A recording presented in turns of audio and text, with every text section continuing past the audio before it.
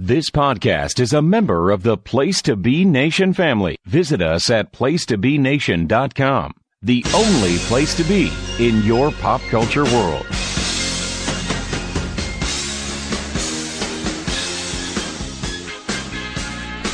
From north, south, east, and west, North America, Japan, and back again. This is your home for modern-day wrestling, with the occasional trip back in time. It's Place to Be Nation's main event. Now let's head into Studio B with your host, Scott Criscolo, and the Godfather, Nate Milton.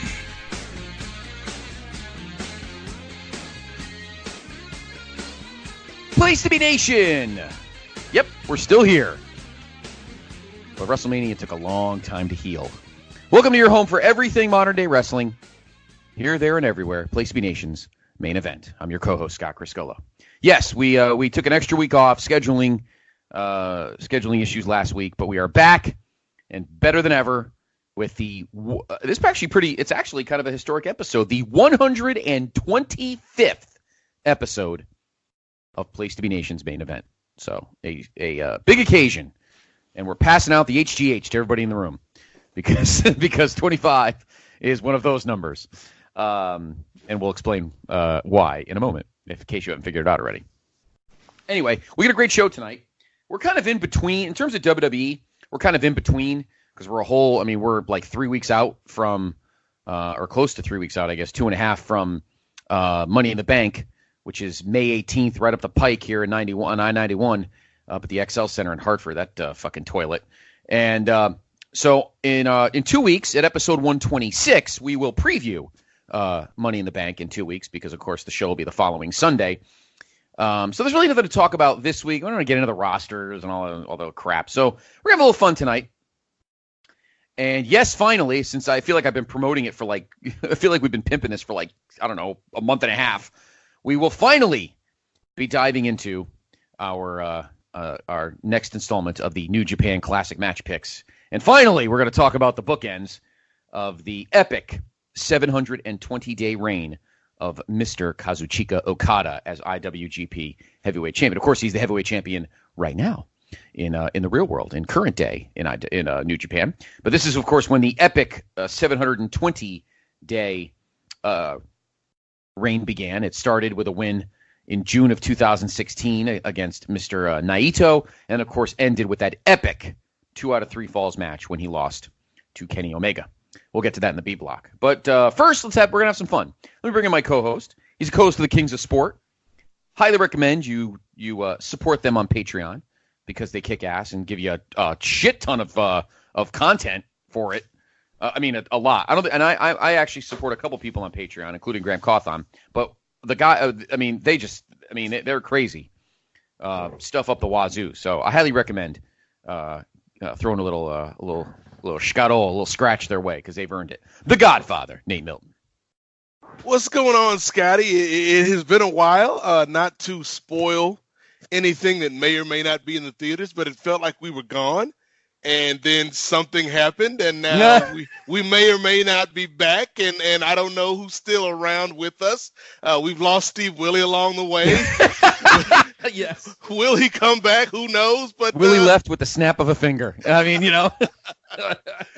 yeah, it's good to be back, man, and I am excited to dive back into all things WWE because the last time we talked, it was in the aftermath of Kofi Mania on that great episode of the main event featuring a friend of the program, Kevin Kelly. But Kevin Kelly, certified Hall of Famer. When you talk about 25, Scott, there's 2 guys who would be controversial choices for a Hall of Fame, and that, of course, would be your boy Barry Bonds and Mark McGwire out there.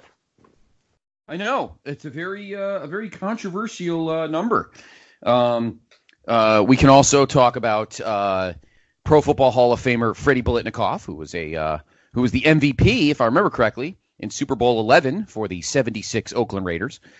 He wore 25. Also, a Heisman Trophy winner and former Fighting Irish wide receiver / flanker for Notre Dame, the Rocket, Raghib Ismail, wore number 25 as well. Casey Jones, former Celtics guard, as we say a prayer and a moment of silence for Hondo, John Havlicek, who passed away last week at the age of, I think he was 79, I think, or 80, 79, I think. So Casey Jones, and of course, Casey Jones would end up coaching the Celtics to a pair of NBA titles in the 1980s. I can't think of any hockey players that were 25. I'm sure there's somebody I'm missing, but in any event, a very controversial number. I don't think Clemens wore 25 with the Blue Jays, so he would fit perfectly the rest of that. Wait a minute, hold on. I think Rafael Palmeiro wore 25 with the Orioles, I think. Oh, so that really fits now. They should just have to wear 25 like a scarlet letter. That's exactly what I was thinking. Oh my God. That is tremendous. I have to look that up right now. As far as NHL, I am finding Dave Andreychuk. Dave Andreychuk. Dave Andreychuk. I like that. You were phonetically correct, Nate. Andreychuk. He sounds like a heel in AWA. That'll be Lars Sullivan's name in 2 months. Exactly. Yeah. Oh, the Sullivan will be gone. It'll just be Lars Andreychuk. The Andreychuk experience. The experience. Paul Mero. I got to see if he wore 25. Oh my God, that's actually. Yeah, he wore 25 with Texas in 2003. Yeah, he wore 25 with the Orioles. Oh yeah, he wore 25 too. This is tremendous. Oh, the greatest number in the history of controversy. Controversy creates cash. Oh my God, that's. You're trying to tell us something. Exactly. Oh my God. All right. So, brother Nate, it's always good to talk to you. It's been way too long, but we are back, and Steve Willie once again, unfortunately, could not join us tonight. Had some engagements family-wise he had to take care of. But you're always missed, Steve, and I think the longer you're gone, the longer we have to go back in time to find you, or maybe see your former self. We're not quite sure. I just hope Steve got a happy ending somewhere. Yeah. Take that how you want it. Exactly. If you really want the true meaning of that, go to Patreon. No, I'm just kidding. But anyway, we'll talk more about all the awesome Kings of Sports stuff and all the great stuff Nate and the rest of us do here later on in the show. All right, so we're gonna have a little fun tonight because again, Nate, WWE, like in terms of all the networks, we're kind of like, or all the promotions, we're kind of in like limbo time right now. We talk about AEW for literally no reason at all because they have done literally nothing except get guys. We haven't seen a match yet. Of course, that doesn't come till Memorial Day weekend when Double or Nothing happens in Vegas. And we're still 2 weeks away, 2.5 weeks away from Money in the Bank, which will be, again, May 19th in Hartford. So in 2 weeks, in episode 126, we'll preview Money in the Bank. So tonight I figured we have a little fun, and we bring in a guy who brings the fun as best he can, which is sometimes. He is a very good friend of mine. And you could hear him all over the PTBN pop feed. I think he's literally on like 87 of the 90 shows on the fucking feed. He is the host of The Great Debate. He is the co-host with me on a tremendously awesome show called Year in Pop. And yes, we will be doing the next Year in Pop this month, 1975. We'll be doing later this month with myself, this gentleman, the doctor, and Mr. D'Amato. He's also the host of Looking Forward, Looking Back, which I was on last week. I believe a pigeon is sitting on my windowsill, and he also does a bunch of other awesome stuff too. So I bring in, and this will probably be one of the last podcasts he does down the street, and that is Mr. Andy Atherton. Welcome to the main event. Are you still down the street? I believe you are. I believe you're waving at me right now. Or yes, I am. Can you not see me? I'm waving on my window. No, there's a flamingo in front of your window. So I was going to say I'm flapping my wings. You're flapping your wings. I believe. Yes, I believe Artemis is calling Miranda. Yes, it's very foul. Stop talking about that. I love Miranda. Oh, for shame. Or shame. Oh, I love Miranda's great. Just recorded actually again with her this week, and thank you. It was, you guys were lining them up, setting them up so much, and I was trying to be a good guest and not talk before I'm introduced, and took all fiber of my being because you talked about the conscience getting a happy ending, and I was like, I almost lost it.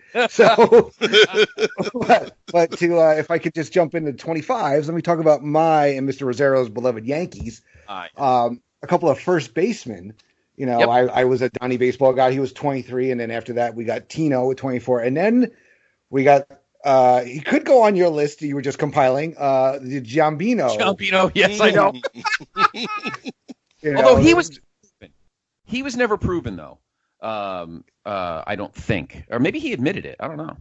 Well, he got forgiven though. I think for being honest. Whereas that the rest of this crew clearly never did. So.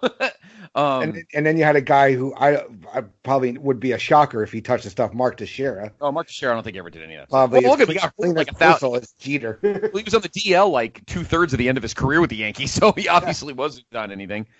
So, I think Joe Pepitone was 25 too, with that delicious hair.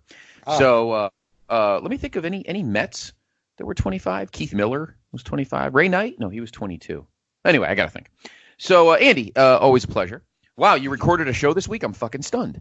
And you were wrong. 84 podcasts. 84.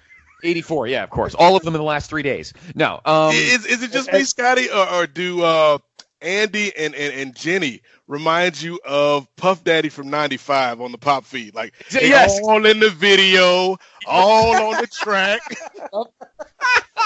If you want a producer that's not going to be all on the podcast, come to Death Row. Come to Death Row Records. Oh, man. So anyway. I'm taking a break soon because I'm moving. Lord knows how long I'll be without internet. So, so you guys are lucky. Todd Weber could finally breathe and go, Jesus, another fucking podcast. It's the wrong bit rate. So I try. That's the manager. I try. Oh, my God. What's with these shows that are 9 gig, for fuck's sakes? What, do you want to live in my car? Because we did an 8-hour podcast on a summer movie preview. Don't yell at me. So for those that have, incidentally, quick, we will do the live read later, but for those that have seen Avengers Endgame, there's a couple of reaction pods that are on the feed right now. You can also see them on PlayStation.com. So that have seen it, because they are full of spoilers and the whole story and all the 9 yards. I went and saw it last night. And let's just put it this way. This is not a spoiler. I'm just going to say this. Nate, did you see it? Yeah. Okay. Andy, I know you did. Mm-hmm. Going into last night, my top 3, and don't forget, Car Traveling Fanboys are going to be doing a poll later on in May. They want ballots. They want everyone to rank all 22 MCU movies, rank them from 22 to 1. So I was thinking about that, and Greg and Nick will talk more about that on their shows. Going into last night, my top 3, number 1, Thor Ragnarok, number 2, Captain America Winter Soldier, and number 3, the first Guardians of the Galaxy. I have to say, after last night, there may be some adjustments. So that's how much I loved Avengers Endgame. Loved it. Tremendous. I might go see it again. Yeah. I'm dying to see it again. I tried to go Sunday, but there was no early morning showings that had 3 seats next to each other. Yeah. I went last night with the Mr. Rotella and another gentleman, another coworker of ours, and we were in one of the smaller rooms up at the mall in Milford, here upstate, here in Connecticut, and wasn't full. It was a Tuesday night, 9:00 show, and got some good trailers, which I don't want to. We're not going to do another one of your fucking shows tonight, but we're not going to get to trailers. But I will say this: Men in Black International looks really good. Yeah. Obviously, episode 9 looks fucking great, and Sonic the Hedgehog not so much. Not so much. Unfortunately, there's a trailer for that. Hobbs and Shaw looks fucking horrible. But what else? I'm down with that. I'm sorry. I am not apologizing for my love of the Fast and Furious franchise. What? There's a 9 and a 10 coming up, so I hope you enjoy them. And John Cena's joining, so yeah, that's. It can only go up from here. The only reason I may go see Hobbs and Shaw is because Roman Reigns is in it. So that movie's going to make a ton of money, no matter how good or bad it is. Yeah, probably not. Actually, you know what trailer looked good, and I feel bad because I think it's on the same. I think it's sharing another good movie that weekend, but the trailer for this full trailer for Godzilla King of the Monsters looks fucking amazing.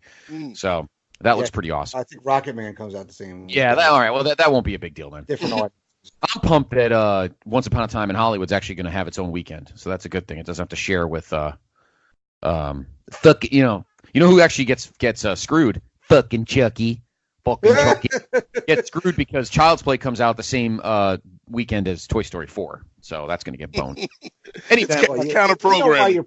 We know why you're pulling for Once Upon a Time in Hollywood, because you put it second on the summer movie. And it's going to do it. It's going to make. It's going to make.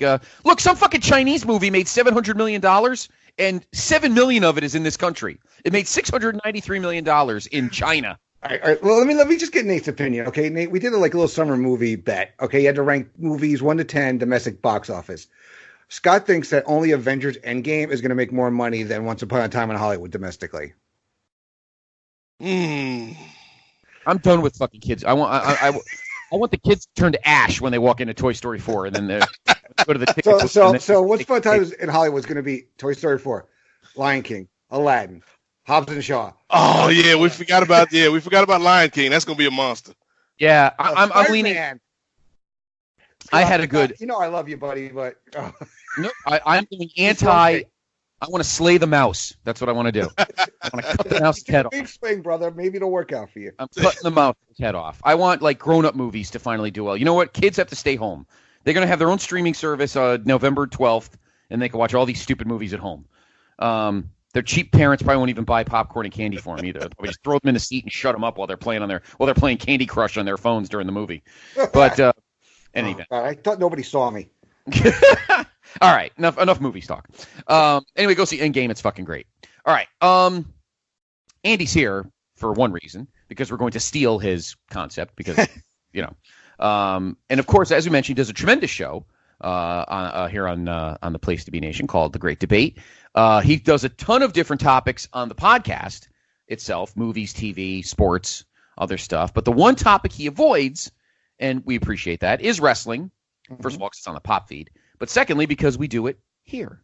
So right here on Main Event, you get the special wrestling edition of The Great Debate. So Nate, you and I are in our seats. The League of Women Voters is sponsoring this. And you're not going to be turning the lights on my face, so I sweat more than you. That shit ain't going to happen. I don't deal with all that Kennedy nonsense, all that fucking cheating. But we're going to sit here and have some fun. So here in the A block, so Mr. Atherton, without going off the rails, I will hand you the microphone. And Nate and I are here to break it down. We've already done it once here on the show, and this is the second time we're going to do it. It was a great time, and let's have some fun. So, sir, I am passing the floor to you. Give us what you got. What do you got? All right, I got some great questions for you. They've been kept hermetically sealed in a mayonnaise jar on Funka Wagnall's back porch since noon today. Nobody knows this question. Did you say fuck shit junk's fat back porch? Is that what you said? Funka Wagnall's. God, you never watched Johnny Carson? My God, do they even make those anymore? I never knew what Funka Wagnall's was. That was the Carson bit. But anyway, so here's the first question I'm going to lay on you guys. So you talked about Money in the Bank coming up next pay-per-view on May 15th up in the arena in the mall. 19th. Yeah. Right. Make sure we actually get the facts right. Okay, there's no cackling in the background that could hide your mistake. I just looked it up, by the way. My misinformation. No. I thought you said May 9th. Is it not May 19th? May 19th. I said May 19th. No, you said May 15th. Oh. I have it on. I have it on 1.5-inch tape. Okay, I'm going to yell at my car when I hear this. Anyway, so Money in the Bank's coming up. We have a men's, we have a women's. Should there be a tag team Money in the Bank ladder match with 2 briefcases? I thought of this idea actually a number of years ago when the Cody and Goldust team was around, because I thought they were the perfect candidates for the first one because of their dissension. I think it could lead to a lot of fun dynamics. But what do you guys think? Let's start with you, Scott. Should there be a tag team Money in the Bank? No. I don't think. I had an interesting discussion today with a good friend of mine who's going to be a future guest here on Main Event. His name's Mike Valenti, and he actually has a podcast that he does through YouTube and called the Squared Circle Psychobabble Cast with him and his brother Ralph. 2 really great guys, great podcast. They do shorts, only like half hour. They're more like pod blasts. But he's going to join us for a future Main Event. And we've had this conversation the last few days about Vince and tag teams. and how, the highlight tag team on Raw Monday night, well, I guess we're shaving each other's backs or something. I don't know what's going on Monday on Raw. But if this was even the 90s, like the Attitude Era, I would say wholeheartedly, because having a tag team having briefcases could not only lead to a good cash-in, but could also lead to some fun segments. I don't think Vince cares enough now to waste time on and you can't have 3 ladder matches on one show. They start to dilute each other. So my answer is no. I don't think you'll ever see. I just don't think the era right now is ripe for a tag team Money in the Bank. Great question though, and a good thing to think about over history. I don't know what you think, Nate, but I think now the era of tag teams is not important enough to justify having an actual match for a number 1 contender shot or something like that. This is what I think. What do you think, brother Nate? My fellow Place to Be Nation family, Scott looks at this question and says, why should we have a Money in the Bank tag team match? I look at this and say, why not have a Money in the Bank tag team match? But no, I agree with Scotty. I think the only way you could do this is if you had one single tag division for both shows. Kind of like what they're doing with the women's tag team title. Because right now there is not even enough story for each respective brand's title. Nobody cares what's going on with who are the Raw tag team titles holders? Is it still Ryder and Hawkins? It's still Ryder and Hawkins, yeah. See, yeah. The Major Brothers are still the tag team champions. It took me a minute just to remember who had it. Yeah, the Edgeheads. So unless you have one team, like let's just say the Usos, and then you've got 5 teams on each brand that are going after that belt, then you can make, tell compelling stories. But given the way that the rosters are currently set up, it's too confusing, too convoluted. And I do think that you run the risk if you do 3 Money in the Bank matches, you run the risk of having the audience kind of get tuned out to one of the matches, whether it be the women's, the men's, or the tag match. So I think in a perfect world, yeah, it's certainly something you could do with the right team and the right division setup. But as it is right now, no, it would be a waste of time because it wouldn't matter. And why do a match like that unless it matters? All right. I totally hear all your points. I just think there's a lot of storytelling options there, but I do agree that the roster is not up to par for that kind of there's no strength right now, really. Yeah. The divisions are kind of spread out and kind of weak. I mean, there are some injuries, there are some teams now that have been split up. I mean, Sanity was just split up. The Bar looks like Sheamus is out, could actually maybe retire. I mean, so yeah, they're tag teams, and we, like you said, Vince doesn't give a crap about tag teams, it seems like. So yeah, it's just a decent idea that can't be executed right now, if ever. No, I mean, honestly, Andy, we could talk about Money in the Banks for all of the belts. Yeah. Mm-hmm. You could do but the lower ones you could do on, say, like a Raw or a SmackDown, or I would like to see a Money in the Bank in NXT. Mm. I don't know if I'm stealing a question from you or not, but I think I would love to see a Money in the Bank match, say at TakeOver, the TakeOver whatever weekend Mania next year, TakeOver Tampa, and have somebody have that and roll with it. I think NXT could use something fun like that. So why not just do a Feast or Fire since they take so many great things from Impact anyway? Oh, you mean matches where if you go into the ring you lose? Oh yeah. Somebody call Vince Russo. I'm sure he's got nothing to do that weekend. Yeah, bro, I got you, bro. Not enough whores, bro. Where's Bagwell's mom? Bro, the idea is think about Ring Around the Rosie, but instead of going outside the ring, you're going inside the ring, and we don't have any posies, bro. I just smoked the posies, bro. So anyway, to answer your question, again, I think for both of us, I would love to see Money in the Banks for all the belts, but for the tag right now, I just don't think it fits. And do we trust the writers to have enough stories for each of those divisions? I don't.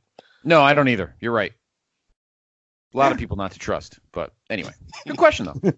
All right. Question, though. So we're all big fans of tournaments here at Place to Be Nation. Yes, we are. And WWE has been doing it. We got the Dusty Classic for tag teams. Mhm. We have the Mae Young for the women. We've had the Cruiserweight Classic. We've had the Candy Tournament.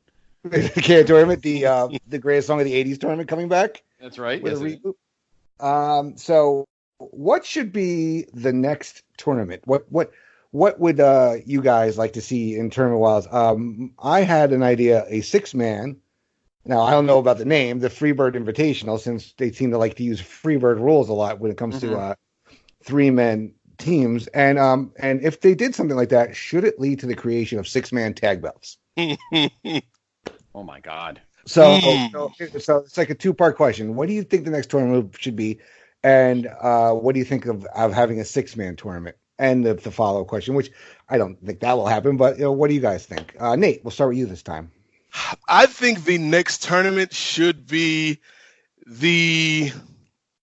let's see, who would be a good person to name this after? It'll be the Ludwig Borga Memorial International Haas Tournament. Because Vince obviously still loves these big dudes who have varying degrees of talent. And I think we talked about this before, Scotty, with Braun Strowman. Like, we should just have a match where we get all the big guys in it, and whoever the 1 or 2 big guys that make it out, those are the guys that can stay on the main roster. But there's no reason why we've got all these big dudes that ultimately end up serving the same role. Authors of Pain, the Viking Raiders, Lars Sullivan, Braun Strowman to a certain extent. Like, I would just take all 15, 20 big guys that are on the roster, put them in a tournament. Whoever wins, you get to stay on the main roster. Whoever is the runner-up, we'll keep you in NXT. Everybody else, we wish you the best in your future endeavors. So that's my tournament, the Ludwig Borga Memorial Haas Tournament. And for the 6-man, I think that'd be a really cool idea on NXT. I don't know if it would fly on the main roster, just again, because they have enough problems telling the stories they're already telling, that I don't know if we want to put more on their plate when they haven't been able to eat the serving that they've already got. All right, Scott, what about you? The next tournament. Wow. Hard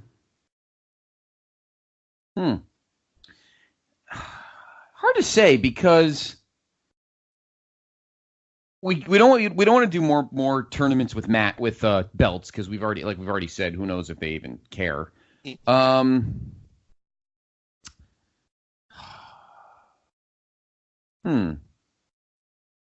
Maybe have a number one. Maybe have like a Gold Rush tournament for NXT UK. And kind of like a thing where one tournament a year. Maybe not have a Money in the Bank, but have a one-night tournament to determine the number one contender for the NXT UK title. And do that because, the takeovers there aren't as often. So you can have a tournament and have a number one contender kind of hang out for a while. So I think they should do that. I think they need to do more tournaments on NXT and NXT UK. I think it'll help boost the roster. And I think it'll help kind of generate interest for those promotions, for those divisions. So I think there should be like an annual Gold Rush tournament to decide a number one contender for the NXT UK title. I wouldn't do it in NXT because there's enough storylines written where you can there's enough storylines written where those guys could be handled fine. But I do believe that the NXT UK roster could really use a boost in terms of getting to know guys' names. I got to know a ton of the ladies wrestlers during the Mae Young tournament that I never even fucking heard of, and it helped a ton. I learned about my girl Rhea Ripley and Toni Storm and Tessa and all these other, and Io Shirai. I always get her name wrong. Io Shirai and even Kairi Sane and I've learned a lot from them from that tournament and learned about them. And I think that would help. I think that would help magnify the roster for NXT UK. I think if anybody needs a tournament badly right now, it's that one. I think it will help boost the visibility of NXT UK. Mm. So that's what I think the next tournament should be. Would you be down with a 6-man tag tournament? No. Again, Andy, good concept, wrong era. Mm-hmm. I think a 6-man would be great in the Attitude Era when there were a zillion fucking guys who couldn't wrestle, and if you put them together, you could protect the fact that 2 of the 3 usually sucked. So, it couldn't wrestle to save their life. So I think that again, like the tag, we don't have enough singles guys. And you know that are getting enough pub. You put all these guys together in 6-mans, and then they start losing time, because even though 3 hours is a lot, 3 hours is also, there's only so much time in 3 hours. So I don't think, just like the tag, the Money in the Bank tag, I just don't think a 6-man, there's room for it right now. And as big as the roster is, the roster's not that big to have multiple 6-man tag teams. So yeah, I mean, I came up with it when we had like the Shield, you had the Wyatts, you had the New Day, you know, you had a lot of like little factions going on. I mean, you know, now those have kind of all dissolved, so you don't really, except for the New Day will, but yep, yeah, no, good thing. So on the last time I was here doing a great debate, we talked about the greatness of the power bomb. You know, what wrestlers, you know, had the best ones, what your favorite variations of the move were. So tonight we're going to talk about the DDT. Ooh. So Scott, who's some of your favorite DDTs? And then we'll, after we go back and forth, then we'll talk about some of the variations of the move. Well, it also depends on the execution of it. Like we said, there's different guys that did it. Obviously, when we're going to talk about DDTs, the first guy we have to talk about is, of course, Jake the Snake, because he was the originator. And I liked his because his was a snap DDT. And just like the gentleman we'll be talking, that Nate and I will be talking about in the B block, the short arm clothesline, which is pretty much what the Rainmaker is, was a great setup move for it. And then he just snapped the DDT right down. Now, then you have I love Bobby Roode's DDT because he kind of lifts up and drops. I kind of dig that. I also like I did like Foley's double arm, a double underhook. That was a nice DDT. He didn't use that as a finisher a lot, though. I appreciate when it's used as a finisher, which you don't see anymore. The DDT's now suddenly become a setup move because it's not as fancy and sexy looking as, you know, flying up in the air and landing on something. So the DDT's not a finisher anymore, and that's very sad. A lot of great moves from the 80s and 90s are not finishers anymore, and it's a bummer. That's one thing I have to say that I like about Okada's Rainmaker, because it's a simple snap clothesline that could, you know, kind of like JBL's except not running, and still looks good. The problem with the Rainmaker is, and we've talked about it here on the show, it just takes too long to execute. So I would have to say my two favorites are probably obviously Jake's, and I like Bobby Roode's lift up DDT, where he kind of lifts up a little bit. And a lot of guys have done it like that. The Edge, what is it? The Education or the Executioner was like that. Also, and then you had, again, Dirty Deeds. You had his was kind of a fall back snap, not as quick as Jake's, but if I had to pick two, I'll say Jake's and Bobby Roode's. Yeah, I remember when I first started watching wrestling, Jake was the only one I knew that did the DDT in the WWF. Yep, and then when I started watching NWA, WCW, what it was, and I saw Arn do it. And I was like, Arn's was great. I mean, between that and his oh Christ, I'm blanking on it. What's Triple H's one of his setup moves? The Spinebuster. Arn's Spinebuster and his DDT. I don't remember which one I like better, because I think the way Arn just executed each move was like just such perfection. The way, you know, he just did it. But Nate, what about you? What's your opinion on the DDT? Obviously, Jake is, you know, the be all and end all of the DDT. Arn was going to be my secondary answer just because he had that crispness to it. But if you want to switch things up and talk about the various variations of the maneuver, I was always partial to the Scorpion Death Drop. Sting's reverse DDT. Mm-hmm. Just because when he came back, he needed something that had a snap to it, something that didn't take long to set up, like the Scorpion Deathlock, and that move fit the character perfectly. Another one that kind of falls in that same vein, like the character didn't really work, but I always thought it was a good looking maneuver for a bigger dude, and that was when Devon Dudley did it during the Reverend Devon character. Mm-hmm. And again, he kind of put some torque on it, had a little elevation to it. The character was terrible, but the move looked cool.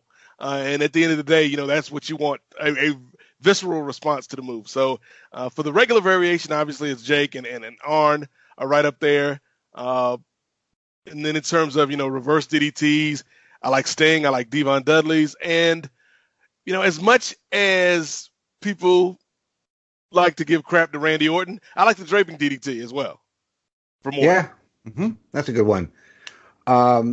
Mickey James, her finisher's a DDT as well, right? Not the Mick kick, the other. Yeah, the Mickey DDT or the Mick DDT, however they want to pronounce it.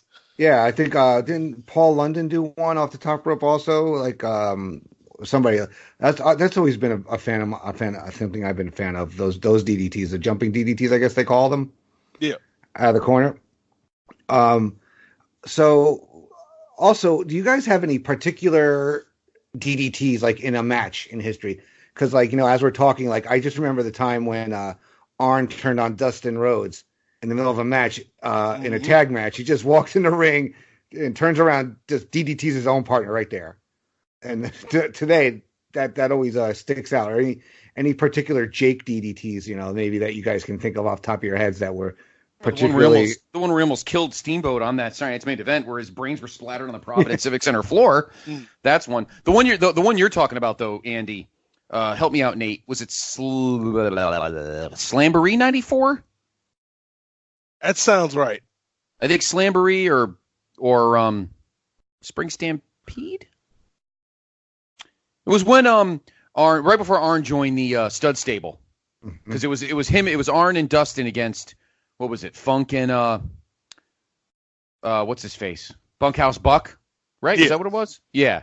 No, that's a great one, Andy. I'm glad you pulled that one out, because that's actually one of my favorites too.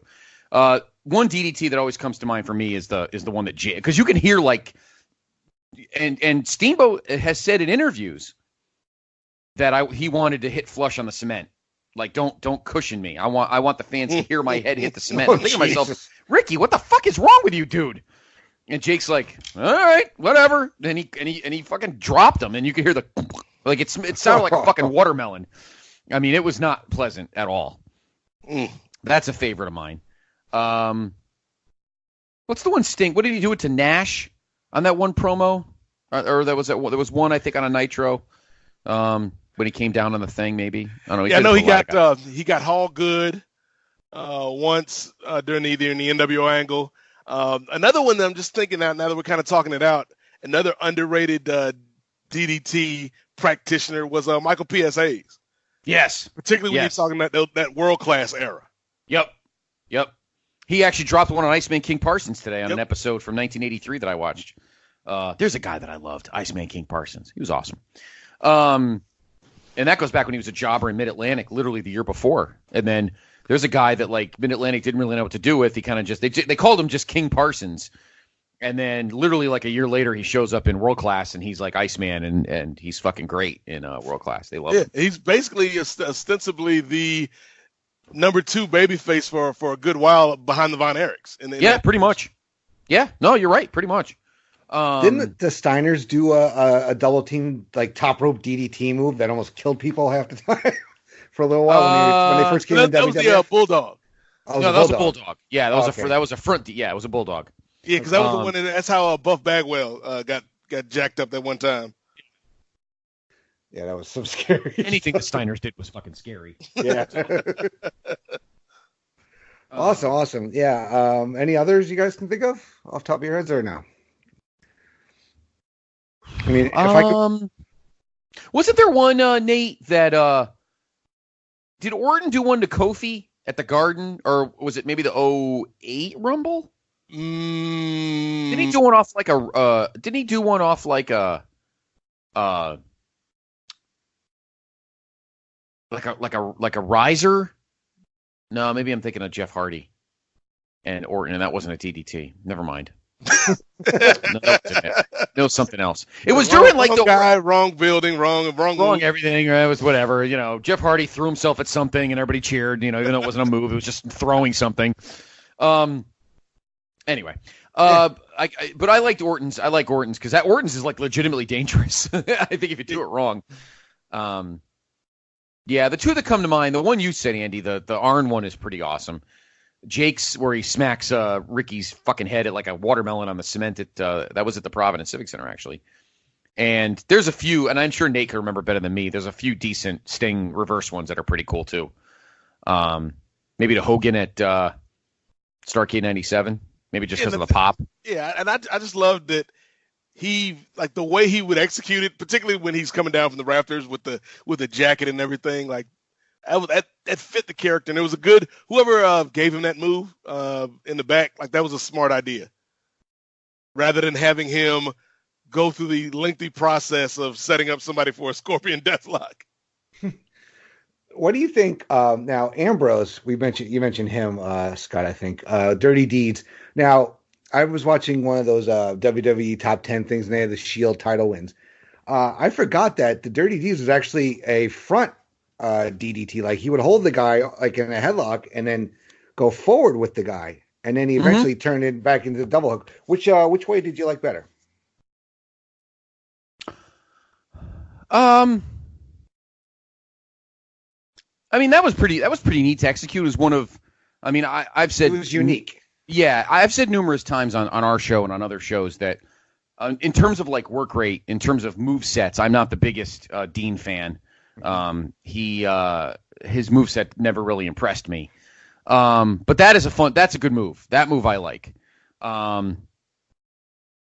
got to be some others. You know what? It didn't. Wasn't that like kind of like EC3's 1%er? Yeah, I think so. I think the only difference was Dean had him in the headlock and EC3 had him more the underhook. Not the underhook, but he had the opponent over his shoulder. Right. Yeah. That's a good one same too. Basic motion though. But EC3, somebody who doesn't get enough credit. No, the Cheeto, as people are referring to him these days. Yes, and hopefully, he gets some opportunity, in this new environment, in this new landscape. Spoiler alert: he won't. I've looked through a million variations of what could happen, Scott, and there's not one where EC3 becomes a star. Okay. I guess we have to ask Stephen Strange. We'll get a promo where I know my name is Derek Bateman, but or whatever, Justin Bateman, whatever the fuck his name was, Jason Bateman, who knows? So anyway, yeah. So one last thing for people who play wrestling video games. I remember WrestleFest, the arcade version. Oh, WrestleFest was awesome. I love that. I used to play that in college incessantly with former NBAer Vin Baker, taught him how to play.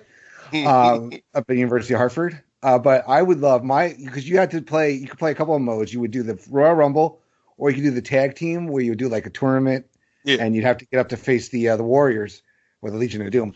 And my go-to team was Jake and the Earthquake. And I would always set him up with Jake, hitting him with the DDT, and then I would always go and tag Earthquake, come in and do the splash. That was like my favorite combination. And Jake, the animation for that DDT was great.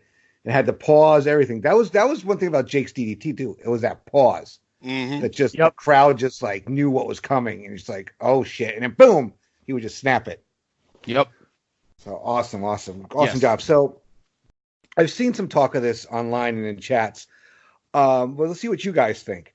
What would your choices be for a modern day Dangerous Alliance?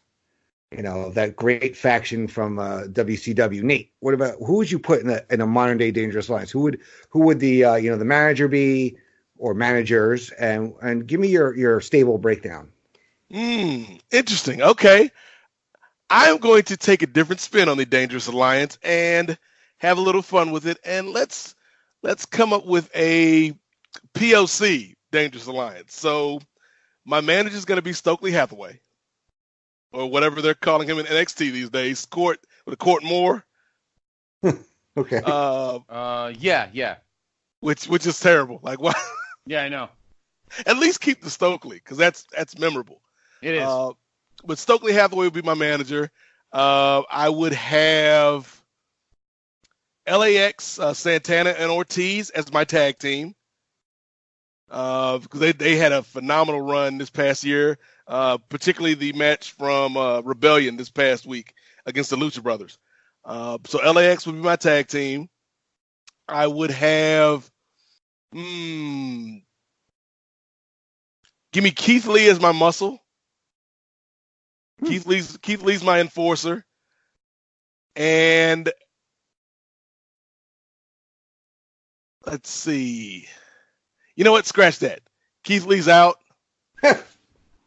Bob Sampson. I almost said Bob Roop. Well, Keith Lee's out because I realized when I was going through it, like the guy I want to be my main event guy, it basically serves the same purpose. So I'm not going to have an enforcer. I'm going to have as my kind of quick guy, my cruiserweight guy, give me Velveteen Dream. Oh, good. Oh, okay. And then my muscle guy / main event guy is going to be Big E. Wow. And as I guess we need a chick. We got to have representation for everybody. Give me. Let's see. Nia Jax. No, he can't have Nia Jax. Only I may have Nia Jax. You can have Nia Jax. We should have a moment of silence since Nia Jax is out for quite a period of time. Yes. Sorry, Nate. I'm not there to nurse her back to health.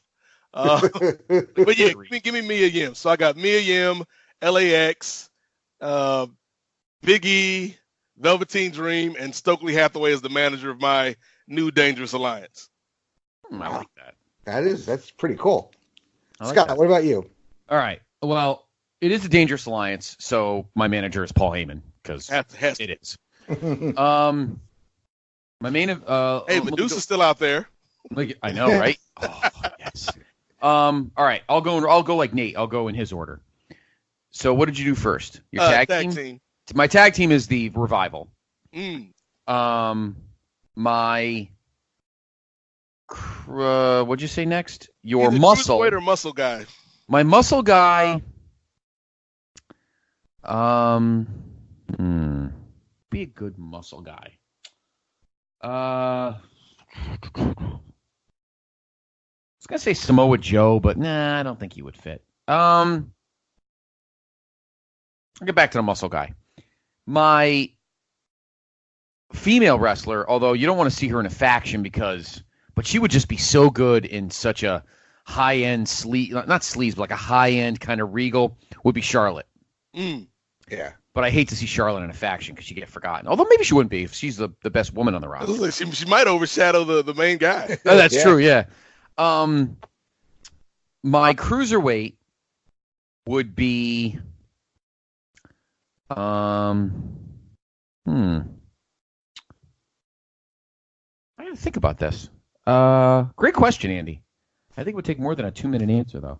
Well, my main eventer would be Bobby Roode. Because Bobby Roode, to me, is like a modern-day Rick Rude. Yep. Both have awesome mustaches. That's Robert Roode to you. Robert Roode. It's like Roberto, don't call me Bobby Kelly. Bobby Kelly. Well, that's Bobby Roode's gimmick when he goes to AAA. Roberto Roode. Yeah, Roberto Roode. And when they travel through Louisiana, he's Roberto. Roberto Roode. My cruiserweight guy.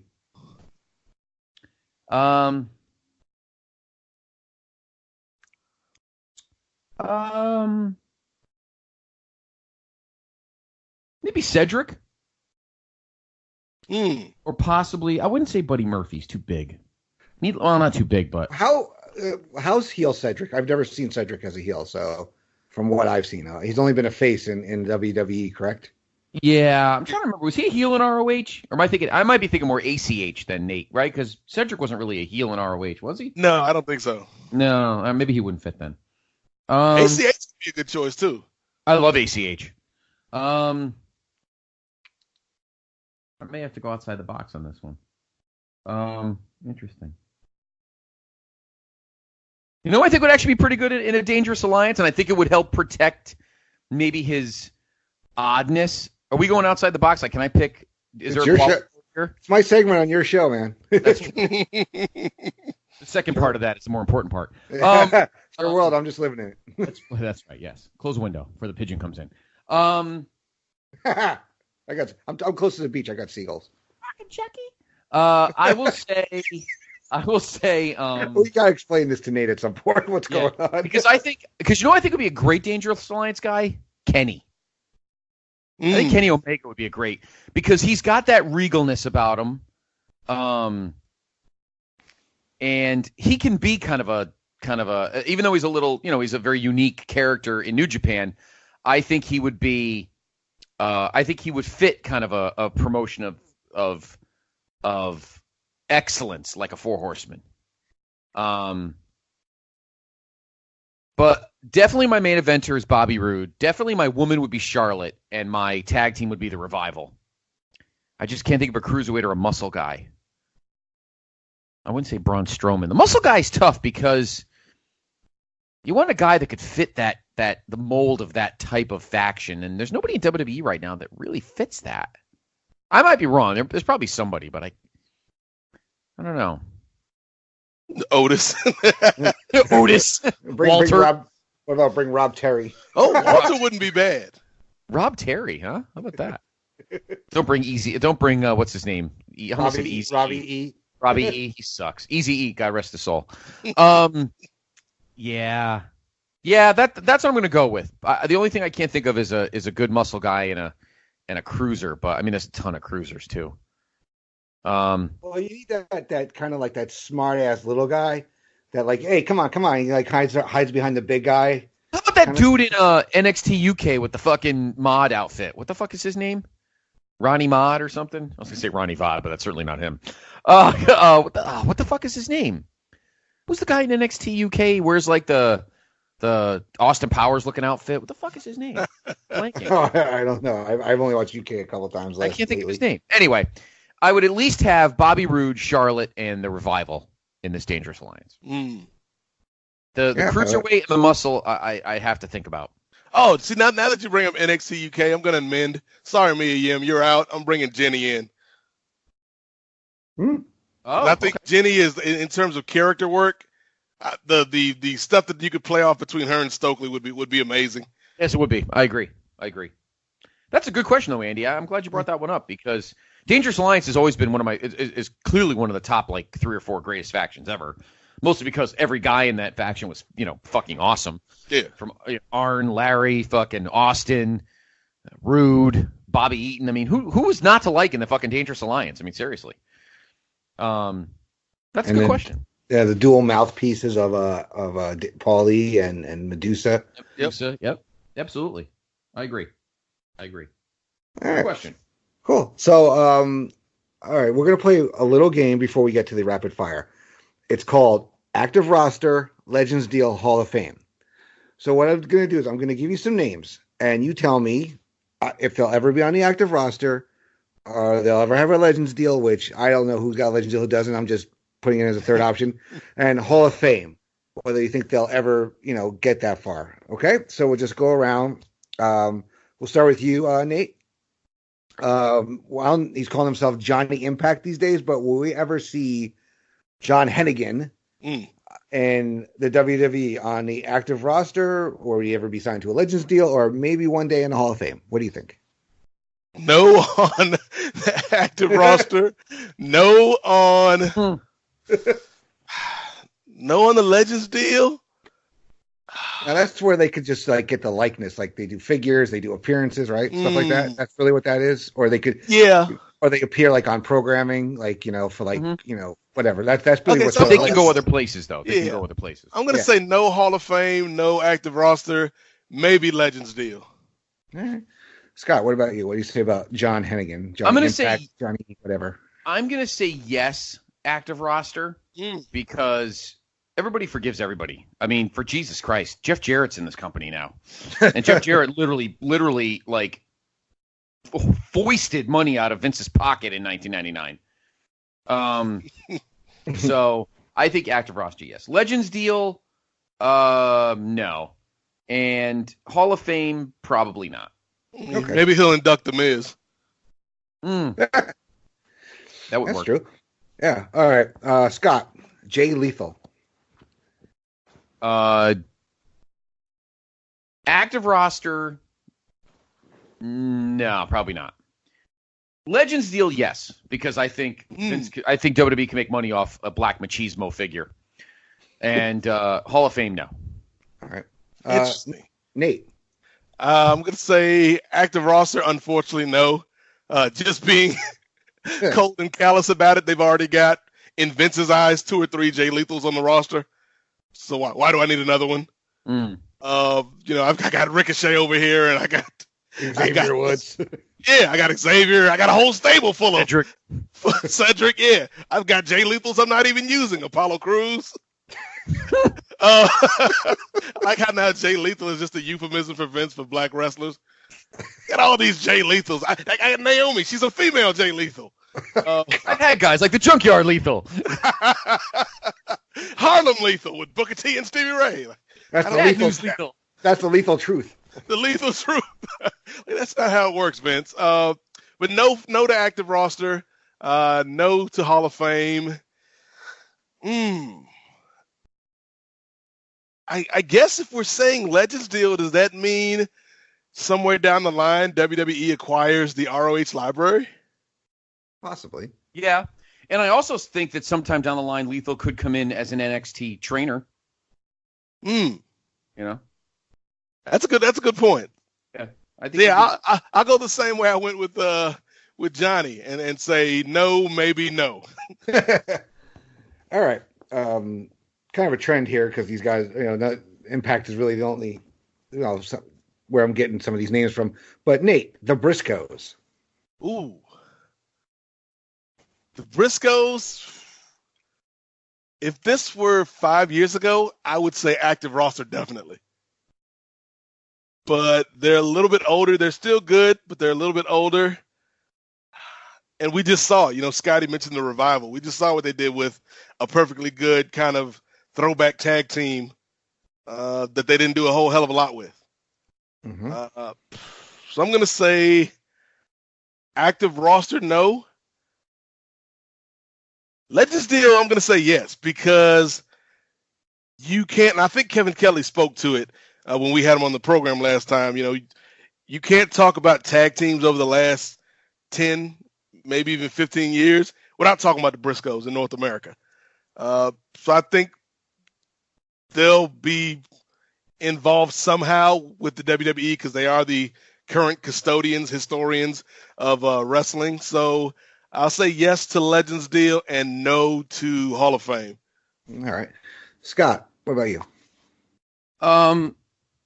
Active roster, I agree with Nate. I think if, and I hate to say this because I was happy that he won the world title in ROH and had that awesome redneck rebel belt. Had Jay not won the world title in ROH in 2013 and they were just still a tag team, I think active roster most definitely. But when they broke up and split when he was champion, they lost valuable time coming here. So that's why I think active roster, no. Legends deal, yes, because I think they'll get figures, and I do think that ROH they'll have the library at some point. Hall of Fame, yes. Yes, because I think down the line when Vince is gone, Triple H will open the door to some other guys because Triple H knows is going to want to make money, and he doesn't have that old school hard on that Vince does for anything. So, no, yes for the Briscoes. Okay. Now I'm not going to mention who she's married to, but Scott, AJ Lee. Active roster, yes. Really? She doesn't have a problem with the company. Her asshole husband does. Yeah, She was still in WWE after he left.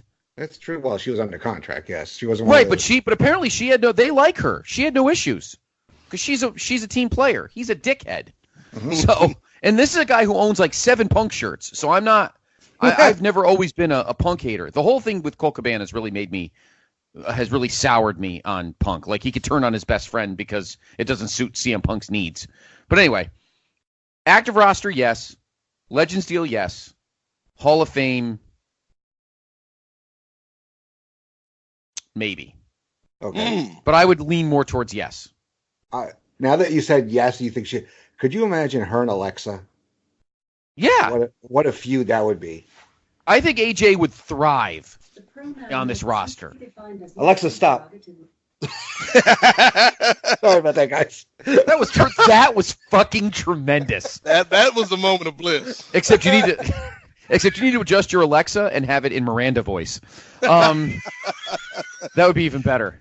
But she would refer to herself in the third person often. Exactly.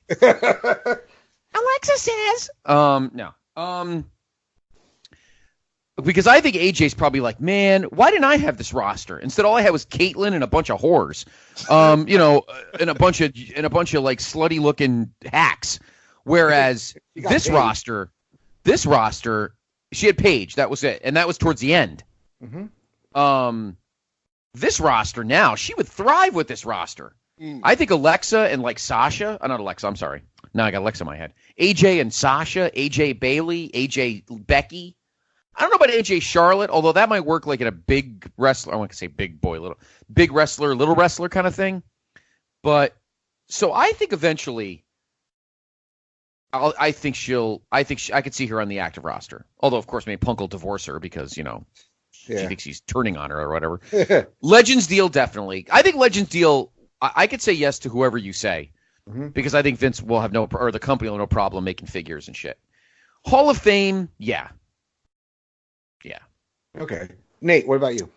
I say active roster, no, although I do think she could be persuaded into, showing up for one-offs like Evolution if they continue that. Mm-hmm. I could very much see her in kind of the Trish Lita role 2-3 years down the line when Trish and Lita can no longer fulfill those roles. They're going to need like a new crop of like who are our quote-unquote legends from the past. And I think AJ could step into that. Like how Beth is doing it now. Yeah, like how Beth is doing right now. But I don't see her like full-time on the road anymore. I just don't, not that the company, like Scott said, they don't have any problem with her. I just don't know if that's what she wants at this stage of her life anymore. In terms of a Legends deal, definitely. And Hall of Fame, absolutely. Like if we are, and again, no shade on this particular person, but we're living in a world where Tori Wilson's a Hall of Famer. And to me, as much as I love Tori Wilson back in the day, if you're talking about the current crop of women, like the Sashas and the Baileys and the Charlottes and the Beckys and the Alexas, that doesn't happen without AJ and Paige. And so I think, AJ Lee's definitely a Hall of Famer someday. Yeah, I mean, AJ could definitely fit in, unlike a lot of the Tori Wilson era type ladies. All right, so one last one. The big guy, Ryback, for you, Nate. Ryback, who is actually very entertaining now on social media. Like, if only he were this entertaining during his main roster run, kid would have made $1 million. $1 billion. How about that? I think Ryback, I'm going to go in reverse order. I'll say Hall of Fame. There's an outside chance if they get to one of those years where we're really scraping for like a third or fourth inductee. Okay. I can see them making a call to the big guy. Legends deal, definitely. I think it's almost a lock that, just the way he looks and, being able to play Ryback versus Goldberg in a video game. Like, I think the toys, like he looks like an action figure. So I can see Ryback with the Legends deal. And then in terms of the active roster, maybe for a one-off, but not full-time anymore. I think if you're going to do it with Ryback, I think you would have done it, a couple years ago, a year or two ago maybe.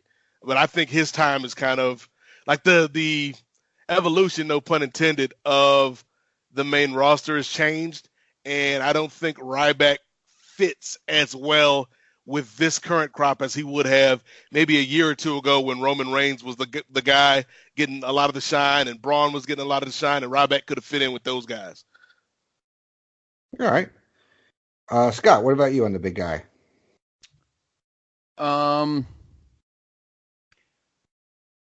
I think that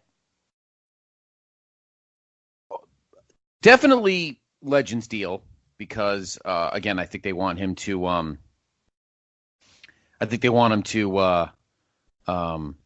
to make figures and stuff.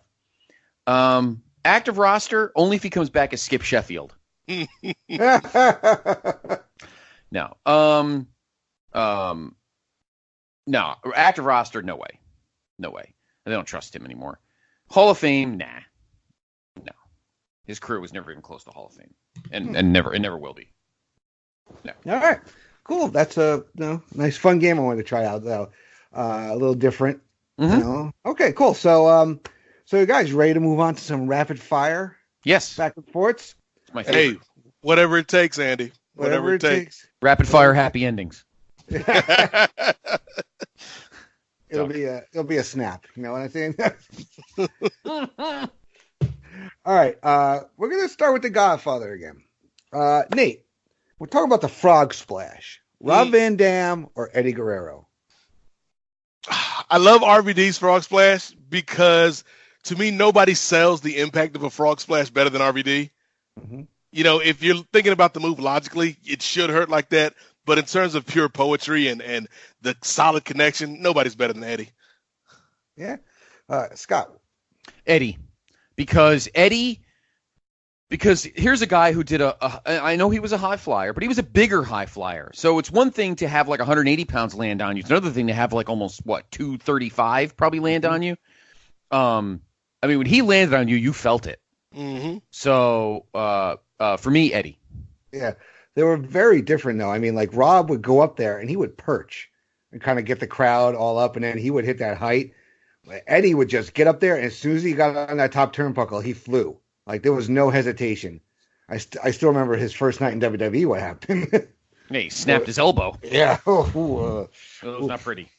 All right. Scott, which is your favorite member of Lay Cool? Michelle McCool or Layla? Oh, Layla. Oh. every day and twice on Sundays. I love. I love Layla. You just don't want the Undertaker coming. I don't out. want the Undertaker to cut my ass either. So I don't care who. I don't even give a shit who Layla's husband is. I'm a fan like when she had the straight hair, not the big curly hair. Nah, straight hair Layla. Oof. Oh my god. Yeah, and that British accent that she kind of tried to hide but didn't do a very good job of it. The chains often. Yeah. Yeah, they went back and forth. Yeah. No. Nate, what about Layla. you?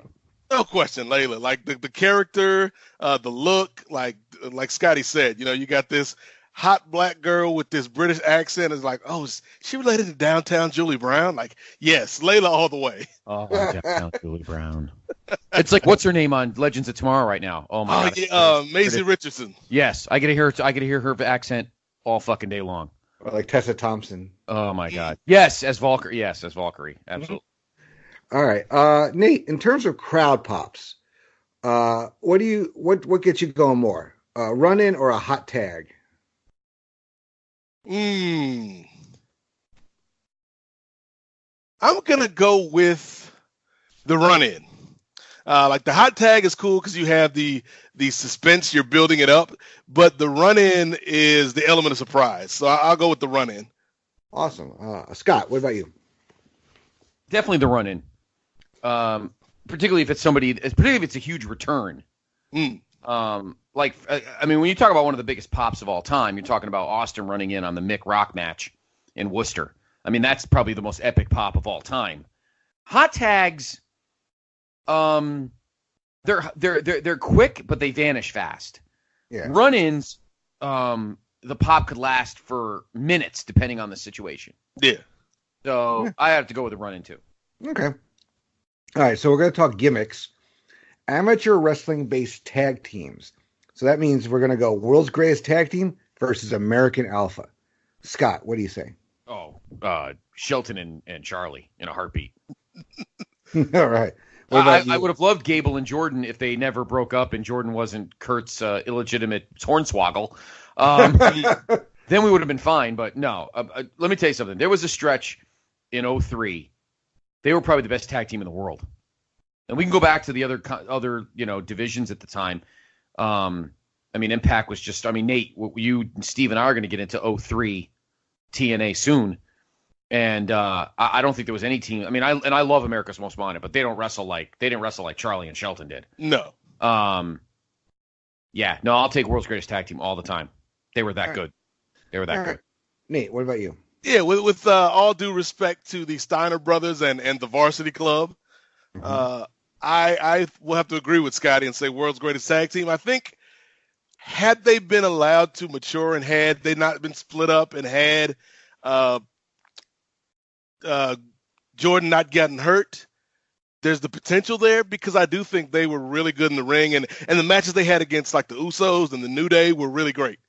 Unfortunately, they were kind of cut down in their prime, but the World's Greatest Tag Team was such a great unit, and then when you combine them with somebody like a Kurt Angle, I think just the three of them worked so well. Mm-hmm. All right. Yeah, American Alpha was great though in their last 6 months or so in NXT, but and Jason Jordan was a guy, he was down there for a long time. Just imagine if they had been able to call him up sooner, maybe we would have gotten a lot more, out of him than we got, because apparently he's very injured still. All right, Nate. All right, we're going to talk about The Undertaker. Which of his variations did you like better? The Ministry of Darkness Undertaker or the Dead Man Walking Undertaker? Oh, Dead Man Walking, no question. I always thought the Ministry stuff was like it was cool for the time period, but looking back, some of it comes off kind of hokey. Yes, very much. And so, like, to me, but the Dead Man Walking, that is timeless in some aspects. So I will go with Dead Man Walking over the Ministry of Darkness, and we're hanging Stephanie McMahon on a symbol, by God. All right, Scott, what about you? We're setting fire to teddy bears, by God. Oh my God. We need Greg. Yeah, sorry, I tried. I gotta say, the Dead Man Walking. First of all, the theme was cool. Yeah. And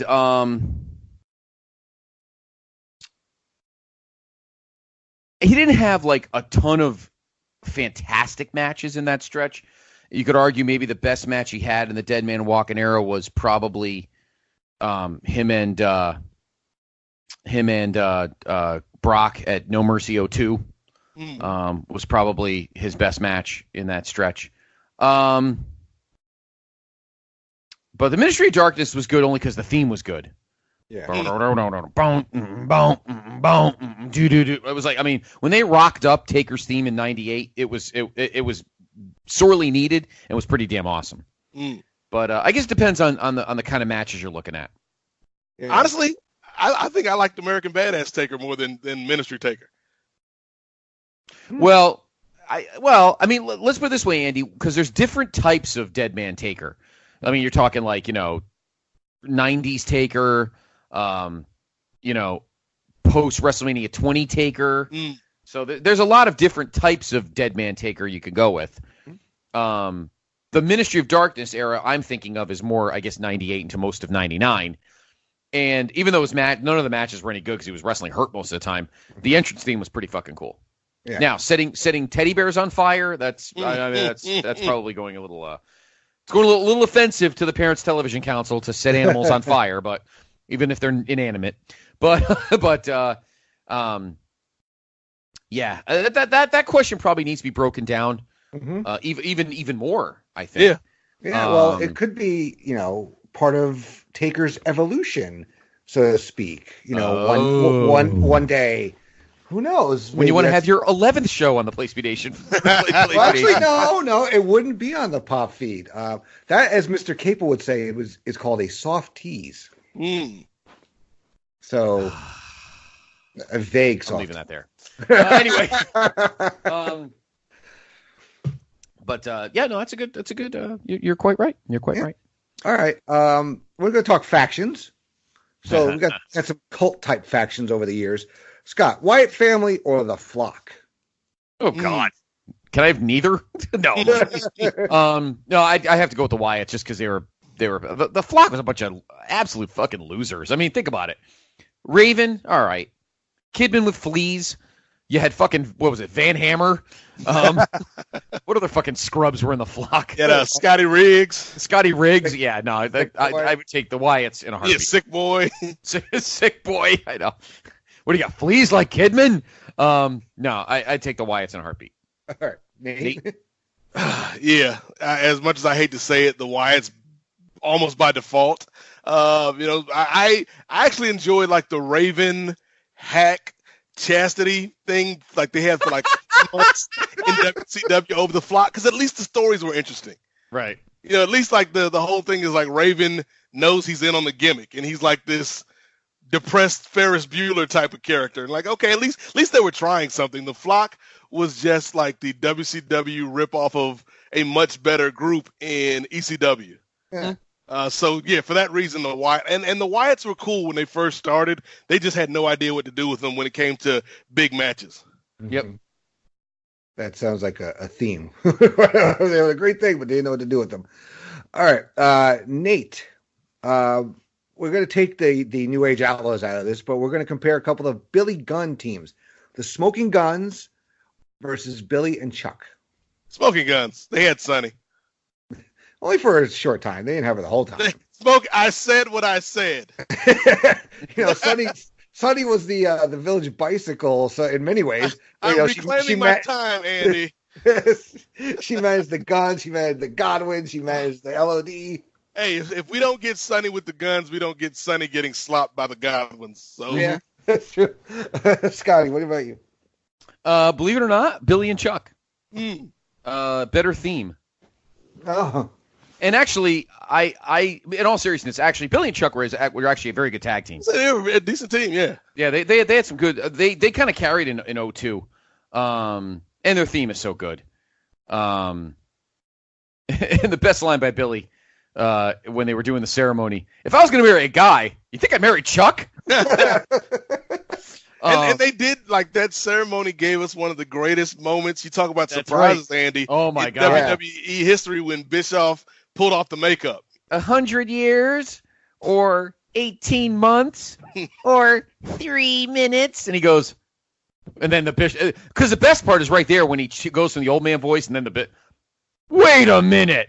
And he rips the nose off. That I gotta admit, when you're talking about holy shits, that might be one of my favorite holy shit SmackDown moments of all time. Yes, that was great. And then Rosie Jamal can underrated destroy everybody.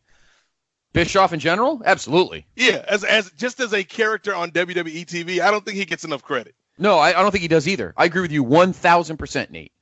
But anyway, we digress. Billy and Chuck. All right, Guns were fine. The Guns were fine. I mean, they were okay. But do you like them in the blue jeans or the black jeans? Because they wore the blue jeans when they were faces, the black jeans when they were heels. Wow, now we're talking about wardrobes. Don't you mean the Jay Lethal jeans? The Jay Lethal. Put them in those Lethal jeans. Lethal jeans. That sounds like that's a tag team. Now bring in the Lethal jeans to play to face the Godwins. Oh my God, the Lethal. That's what he should have called the NWO when, he's like, I'm going to inject the poison into my company. I'm going to inject the Lethal jeans. The Lethal jeans. The lethal and white or the red and white. Whatever they call it. So Nate was mentioning ripoffs earlier. So we're going to talk a couple of ripoffs, Scott. Fake Razor Ramon or fake Diesel? Well, fake Diesel ended up becoming a bunch of other guys. But poor Rick Bogner, what the hell ever happened to that poor bastard? I think he went to Japan actually. Yeah. But I'm gonna say fake Diesel. That's gotta be Kane. Nate, what about you? I like the look of fake Diesel a whole lot better because it's like this dude is clearly like I don't know how much time my man had in the gym. Like I don't know how soon they told him that he was gonna do this gimmick. and it's like, oh, I'm 20 days into my 60-day weightlifting program, but I'll show up, JR. So I love the look of like fake Razor Ramon. It's just like, yeah, who thought that was a good idea? But you have to give it to the only Hall of Famer or future Hall of Famer out of the two, and that of course is fake Diesel. Yeah, I always notice like, wow, fake Razor looks like somebody stopped going to the gym for a while. Yeah, like he had a program, and then he's like, you know what? Jim Ross isn't calling me. I'm going to take some time off, spend some time with the wife and kids. And then he gets the call, and like, oh crap, what I got? I guess I can put on this spray tan. All right, Nate. We're going to talk about tights or looks. What did you prefer, Hulk Hogan in his Hulkamania gear or his Hollywood Hogan gear? Hollywood.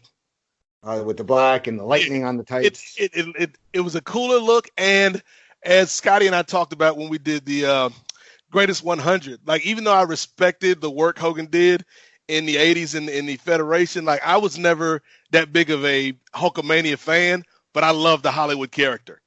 Mm-hmm. So yeah, I'm going with Hollywood Hogan with the tights. All right, Scott. In other words, you liked him in the Lethal Lightning. The Lethal Lightning.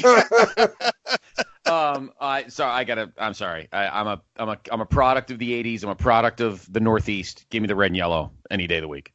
Any day of the week. The Hollywood was cool looking, but by then I had lost my vigor for Hogan. So, and I moved on to other things, but the red and yellow is what I grew up The with. Hollywood was a necessity too, because nobody wants to see old man belay his legs at that stage. Yeah, exactly. He had to go to the long tights. There's no doubt about that, but yeah, no, I definitely we'll go with red and yellow Hogan every day of the week. All right. Also, okay, so our final rapid fire, we're going to talk entrance music. And I saved the best for last, Scott. Mm-hmm. We've talked about this in the past. Mm-hmm. Is it time to play the game or on your knees, dog? Is it the game or King of Kings? King.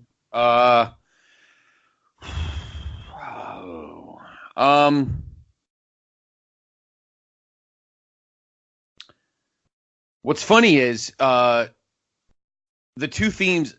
other two themes he used prominently in his career, I like better than both of those, and that's the My Time that he used in 2000. I love that theme, and obviously Evolution is actually my favorite theme ever. Okay, so, but if I these are his two current themes. Yeah, so. I would go with the game, the game. Yeah, it's Lem. Oh, they're both Lemmy actually, so I can't even use. The King of Kings one's nice, is good. It doesn't have that same feel like the game does. Yeah, I don't know. It's just all of the great Mania entrances, as long as they are, that theme makes it for me in terms of the entrances and stuff. So I'll say the game for that. All right. Oh, that took a lot shorter than I thought. Nate, what about you? I'll give an honorable mention to the Run DMC DX theme, which I always thought they should have used more. King of Rock, what? The King of Rock, what? Oh, I love that theme. Oh yeah, I heard that recently. Oh, they were playing it at WrestleCon. Yes, just a random slice of life when the WWE decided to make a hip hop album. I know. Big Show. I think Redman sang Big Show's theme. I think it was. Yeah, Method Man did the Rock's theme, and somebody did Vince's. I know DMX was on there. I don't think DMX did Vince though. I know Ice-T did a Godfather theme because he came out with him at that one Mania.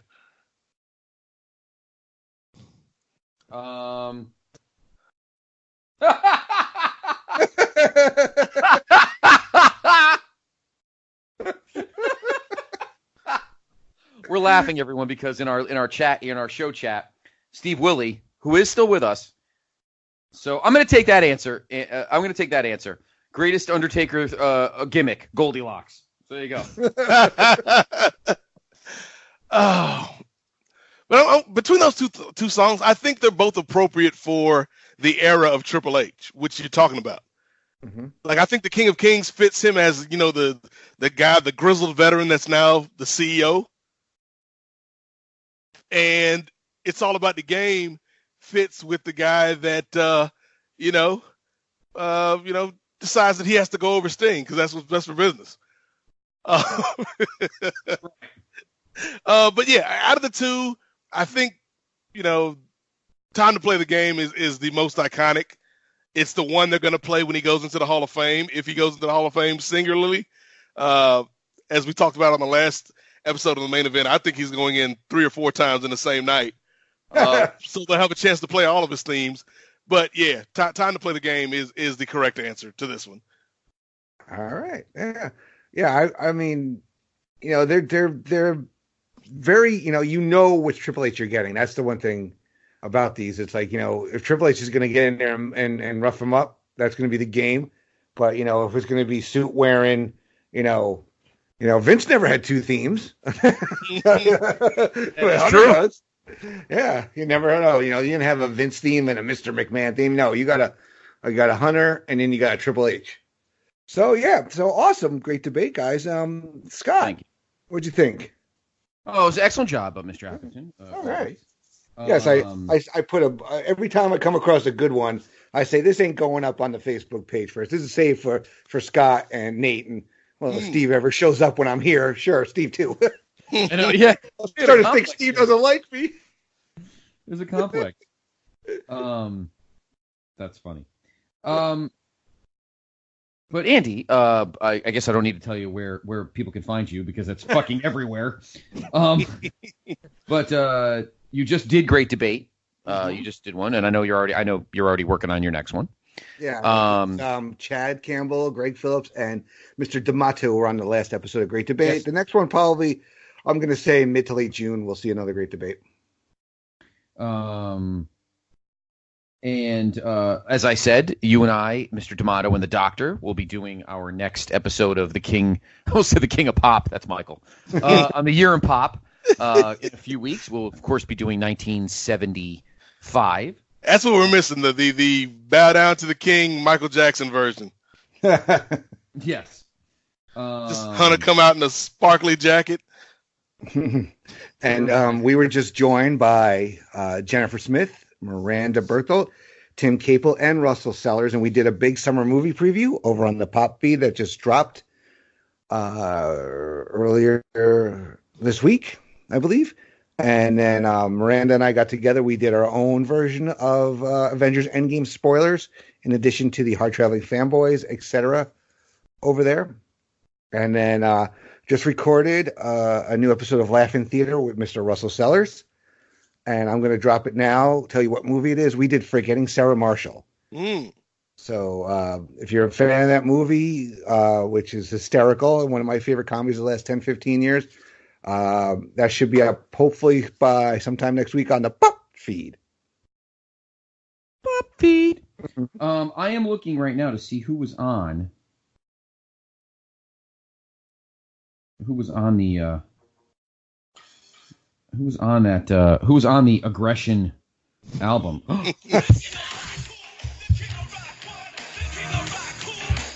It's a great song. Oh, it's a tremendous song. We'll have to use it as a bed. It's already a bed. It's one of tonight's beds. I imagine Vince is thinking when he's coming up with it, we need to connect to today's youth. Let's put out a record with all those lethal musical artists. Lethal. I thought you were going to use "You Look Good to Me."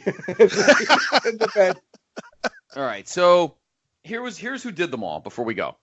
The DX theme was done by Run DMC and Chris Warren, the Chris Warren band. Mankind's theme was done by Cool Keith and older ODB. Yeah. Roxy fun fact on that one, I think ODB was only around for like bits and pieces because that's when he was incarcerated on one of his multiple trips to the Pokey. Yes, to the Pokey. The Rock's theme was done by Method Man, as you said. Yep. Steve's theme was Stone Cold's theme was done by Snoop Dogg and WC. Vince's theme was done by Redman and Rock featuring Peanut Butter Wolf. Gangrel's was done by C Murder featuring Magic. Kane's was done by the Eastsiders. Jericho's was done by R.A. the Rugged Man. The New Age Outlaws was done by Badass and Technique. The Godfathers was done by Ice-T. Triple H actually had the other theme on here. His was done by Mystical and Rascass. Of course he did. Yeah, of course, duh. That's what sold the record, for God's sakes. Triple H said, I want a lethal theme. Big Show's was done by Mac 10, K-Mac, and Boo Capone, featuring MC Ite. And then Taker's theme was done by Dame Grease and Mino. I think that was like the height of Mac 10 because he had the connection with Ice Cube, obviously. And I want to say around that time, maybe a little after, the South Park album came out. And he had a song on South Park album. Yes, he did. That I do remember, too. Yes. Anyway, Andy, always good to talk to you. Thank you for having me, guys. But yes, we'll be on in a few. You and I will be on again in a few weeks to do Year in Pop. Andy Atherton, everybody. When we come back on Main Event, Brother Nate and I will dive into our next installment of the New Japan Classic Match Picks. And one of the two matches was actually just as long as this segment was. For Brother Nate and Brother Scott, Andy, thank you. We head to Japan.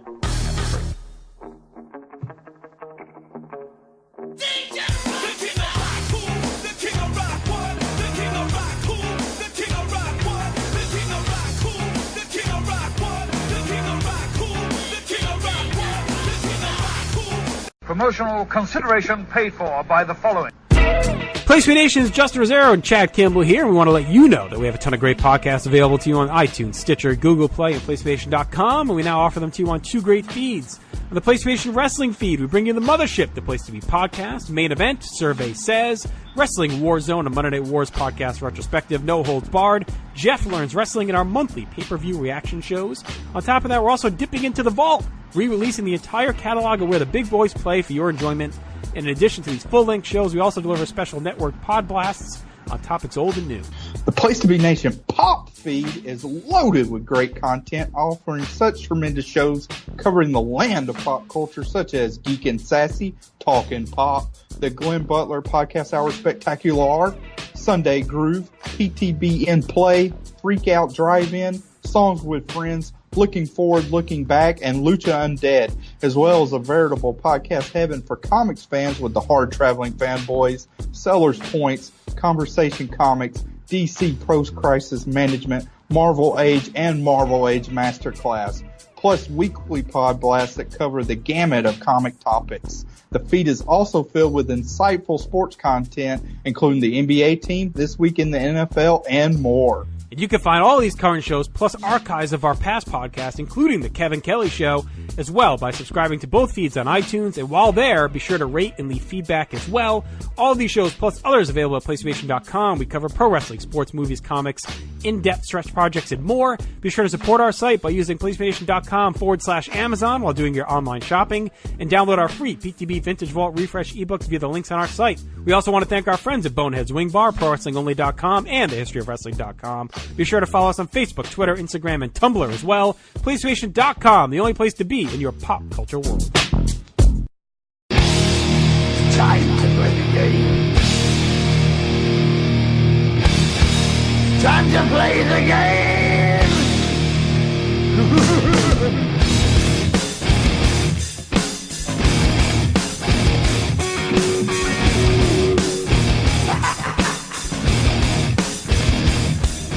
It's all about the game and how you play it. All about control, and if you can take it, all about your debt. And if you can play it, it's all about pain. And who's gonna make it?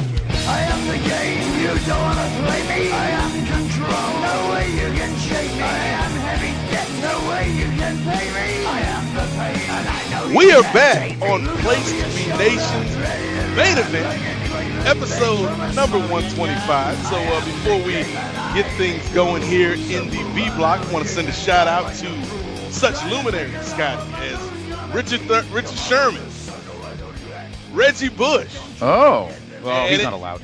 And well, his Heisman is much like the War Raiders NXT Tag Team Championships. He had to vacate it. He had to vacate it, yes. Unlike the War Raiders, though, theirs was not mysterious. Oh, I'm sorry, Viking Raiders. Theirs wasn't mysterious. His was everybody knew.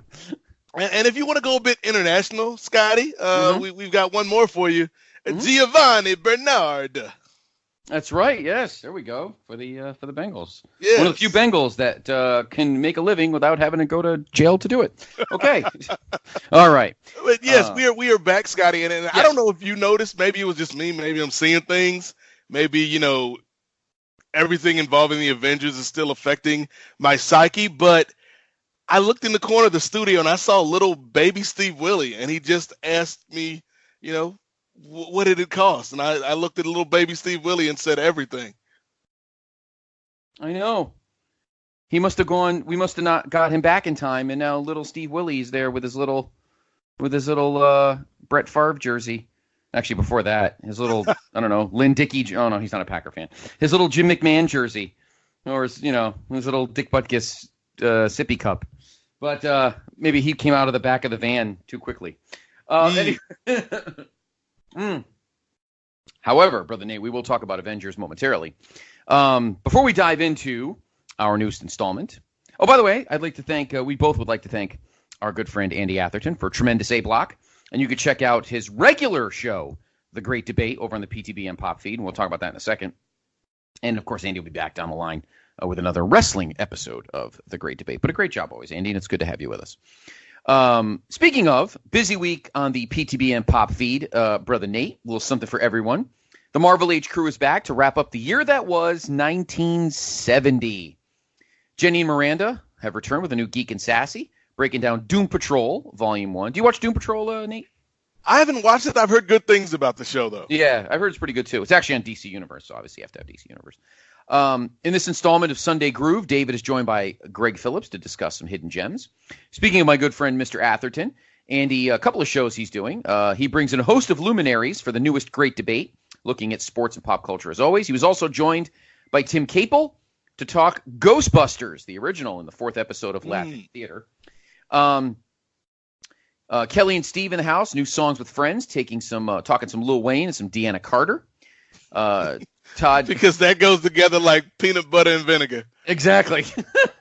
Todd Weber brings us a pod blast to look at the premiere episode of Season 8, the final season of GOT, otherwise known as Game of Thrones. Do you watch Game of Thrones, Nate?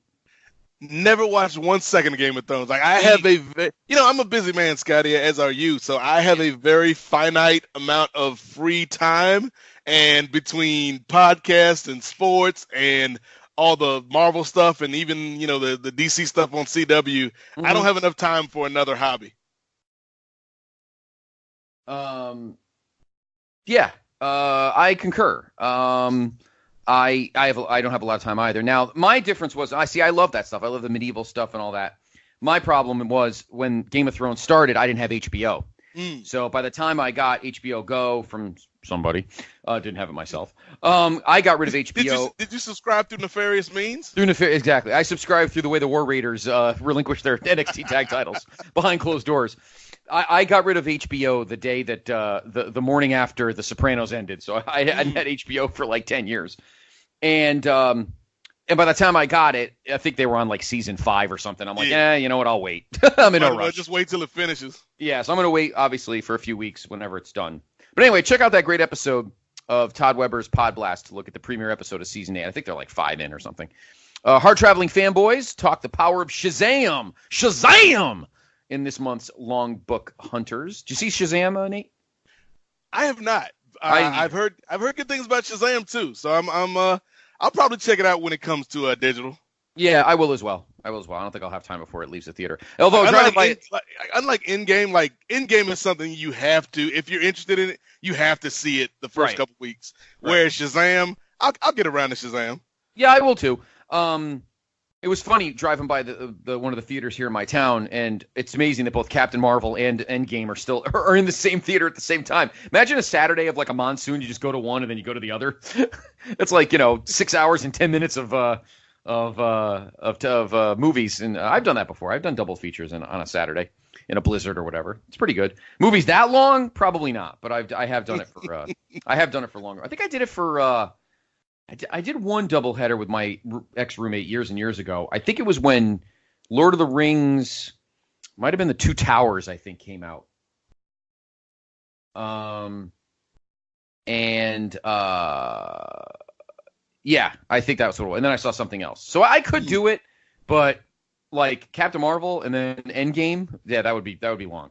I had to do it after Infinity War, just out of necessity, because Infinity War was so depressing at the end that I was off and my friend was off that day, and she just looks at me like, Black Panther's still playing. You want to see that and feel happy again? I'm like, yes, please. I need some Shuri because I was just so depressed after Infinity War. Yes. Yeah, and I love Black Panther. I'm looking forward to the sequel. I'm looking forward to seeing all the sequels for the second waves. A second Strange, a second Panther, a third Guardians, or some people are calling it As Guardians of the Galaxy. Thanks to their. We don't have to wait too long for Spider-Man. He's right around the corner. Yeah, Spider-Man's coming up in July. So, anyway, go check out the PTBN Pop feed. Plenty of great stuff. By the way, coming up at the end of the month, the Hard Traveling Fanboys, Nick and Greg, will be wrapping up their Hard Travelers for Hire series with a special giant-sized edition of the podcast. And finally, speaking of the MCU, Brother Nate, Greg and Nick will be joined by past guests for a retrospective look back at the highs and lows of the Marvel Cinematic Universe. And they want your opinion. So, after you've seen Endgame, which I have, and Brother Nate, after you see it, or did you see it? I've seen it, yeah. You have seen it. Okay, so you and I are eligible. Send in your full rankings. Rank them 22-1 to Nick D at placetobenation.com. And they'll do a kind of like we do with the top 100. What is the SD Jones of this countdown, damn it? That's what I'm looking forward to. And I will say this. I'll say this, and without spoiling anything, because there are 2 Endgame spoiler podcasts on the feed right now. I will say this. I think I might have mentioned it in segment 1, but I'll mention it again in case you missed it. Going into Endgame, and I'd like yours too, Nate, right now, if you have a sec. My top 3. Let's rank 21-1 right now. I'm only kidding. No, we're just gonna steal their shine right before they drop their show. Exactly. Throws the shade. No, my top 3. Number 3, I'll go 3 up. For me, number 3 is the first Guardians. Number 2 is Winter Soldier, and number 1 was my number 1 is Thor Ragnarok. That's my favorite. That's my favorite. But after seeing Endgame the other night, the last night, I have to say that I believe I've put Endgame at 3, and if you catch me on a good day, I may even put it at 2. So, right now, what do you have for your top 3? And 4 is Black Panther. It's funny because I got into a heated conversation as these comic book conversations can get on the internet the other day. Like wrestling. Because I just threw out the question, like, does anybody else feel like Infinity War and Endgame are 2 parts of the same movie? Just kind of asking, picking people's brains. And then I was met by the wave of message board disdain. Like, no, they're clearly 2 separate movies. I'm like, I mean, you can make a case that one is Endgame is the second part of Infinity War because they're originally supposed to be part 1 and part 2. Correct.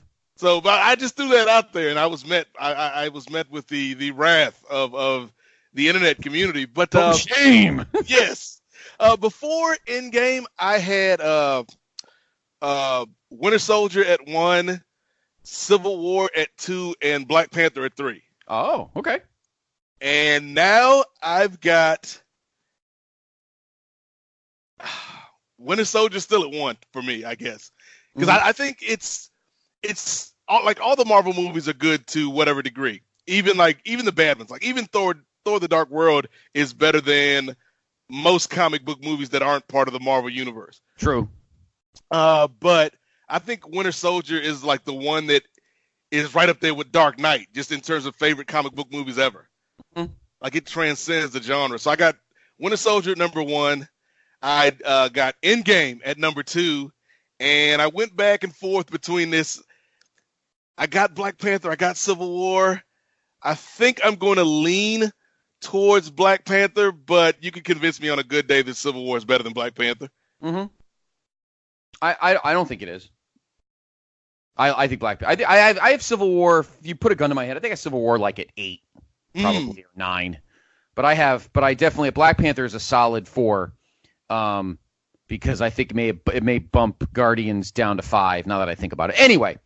We could sit here all night and discuss this, but get your full ballot 22-1 to Nick D at PlaceToBeNation.com, and they're going to have a little fun with it. So the full composite rankings for Place to Be Nation will be revealed on the show. So get your ballots in by May 16th. So in 2 weeks, get your ballot in. Over on the wrestling feed, Jeff Machado's back in the classroom and headed toward WrestleMania 6 in the much-needed 17th episode of Jeff Learns Wrestling. JR, my PIC, and Chad back in the war zone, and they're at the first pairs of shows for 1996, Raw and Nitro. In the premiere episode of Row 1, Seat 1, a gentleman that I met WrestleMania weekend and is quickly becoming a favorite person of mine, Ben Zanny, probably because his moonshine got me totally fucking trashed. Ben, love you, Ben. And his town-made whiskey. Oh boy, let me tell you, it was like the Hateful Eight. Ben Zanny welcomed in the one and only Papa Mike Hales to talk about his lifetime of experiences in attending live wrestling shows. Rick Diener and Robert Silva popped in with a PTBN network special looking at some of their choices in the GWWE Tag Team Project. I know we have to dive on that at some point, Nate. Yours, mine, and Steve's. And in the fifth episode of You Don't Know Jack, Drew introduces Jordan to the legendary Steamboat Savage WrestleMania Clash. So check that out. That's over on the PTBN W feed. Over at PlaceToBeNation.com, 8 members of the staff took part in their all-time pay-per-view draft. The posted piece includes full draft results, rosters, and strategy defenses from the drafters. Be sure to check it out and vote for your favorite pay-per-view draft, or pay-per-view roster, I guess you could say. Check out our social media pages and message board at bigelow34.proboards.com for information on joining our GWWE pay-per-view and TV match ever project. That's one this year. Get in on the conversation today and start researching your list. Plenty, Brother Nate. No doom allowed. Sorry. No doom. No doom. Even though I want to hear the sexy fucking sax horns of Doom's theme. Oh, I love Doom's theme. So great. Doom's theme is so great. PlaceToBeNation.com, your home for everything pop culture. And, of course, check out both the pop and wrestling feeds. All right, Brother Nate. Time to turn back the clock. Not too far, though. Not too far for this week's, this current installment of the New Japan Classic Match Pick. I had the shoe, which means, Brother Nate, you will be getting the shoe at the end of this program. So in 4 weeks, on episode 127, you'll be giving us your next choices for the New Japan Classic Match Pick. I'm looking forward to it. All right. Let's go back in time quickly to 2005. July, to be exact, of 2005. Your IWGP heavyweight champion is Brock Lesnar. He won the belt. I'm sorry, 2006. My bad. July of 2006. Brock Lesnar won the belt October 8th, 2005 at Tukan Suzu New Chapter. And he defeated Kazuyuki Fujita on that date.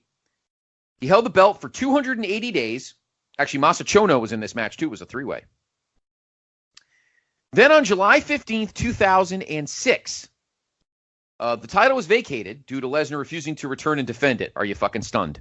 He kept the physical belt and later was recognized by the Inoki Genome Federation as their first champion. Of course, direct competition with New Japan Pro Wrestling, using the same belt. So, 2 nights later, on July 17th, 2006, Hiroshi Tanahashi won his 4th New Japan or IWGP heavyweight title in a one-night tournament final. He beat the Giant Bernard, we know who that is, in Sapporo at Circuit 2006 Turbulence.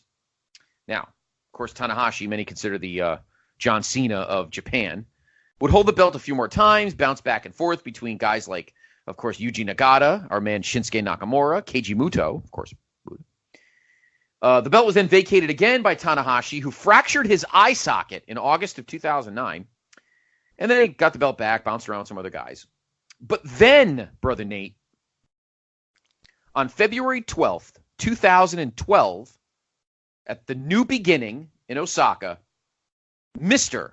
Kazuchika Okada won his first IWGP Heavyweight Championship, defeating Tanahashi.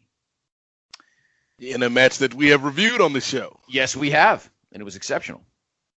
Fast forward 125 days, Tanahashi won it back on June 16th at Dominion 616. He held it for just under a year, 295 days. And then on April 7th, 2013, the same night as WrestleMania 29, Brother Nate. So I was in MetLife Stadium watching a match better than this one between Triple H and Brock Lesnar, speaking of. I couldn't even say that with a straight face. Mr. Okada won his second title. He beat Tanahashi back at Invasion Attack. Now, this reign, Brother Nate, was actually not a short one. This one lasted 391 days, so he held it for a full year until May 3rd, 2014, when he lost to current WWE superstar AJ Styles at Donkatsu 2014 in Fukuoka, Japan.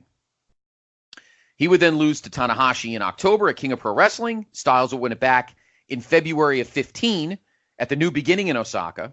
And then Okada would start his third reign as champion on July 5th, 2015, when he beat AJ at Dominion 7-5 in Osaka-jo Hall. He would hold the belt for 280 days before losing it on April 10th, 2016 to Tetsuya Naito at Invasion Attack.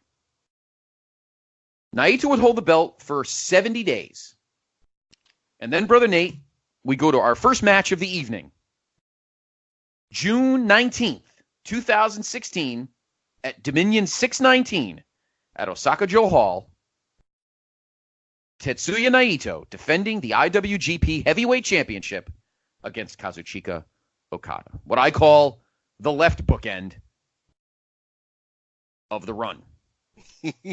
Now, Naito, of course, was in, I get to say it like multiple times tonight, Los Ignorables de Japón! And their awesome skull masks, which I forgot about. And that sickle thing or whatever that fucking, what's the thing that you cut wheat with in the fields? A skeeth or a sheath? Yes, whatever. A scythe. A scythe. Yeah, scythe. Yeah. They carry this big fucking scythe to the ring. And Okada wearing the short tights, which he hadn't worn for a couple years. Now he's wearing them again currently. This match went about 29 minutes.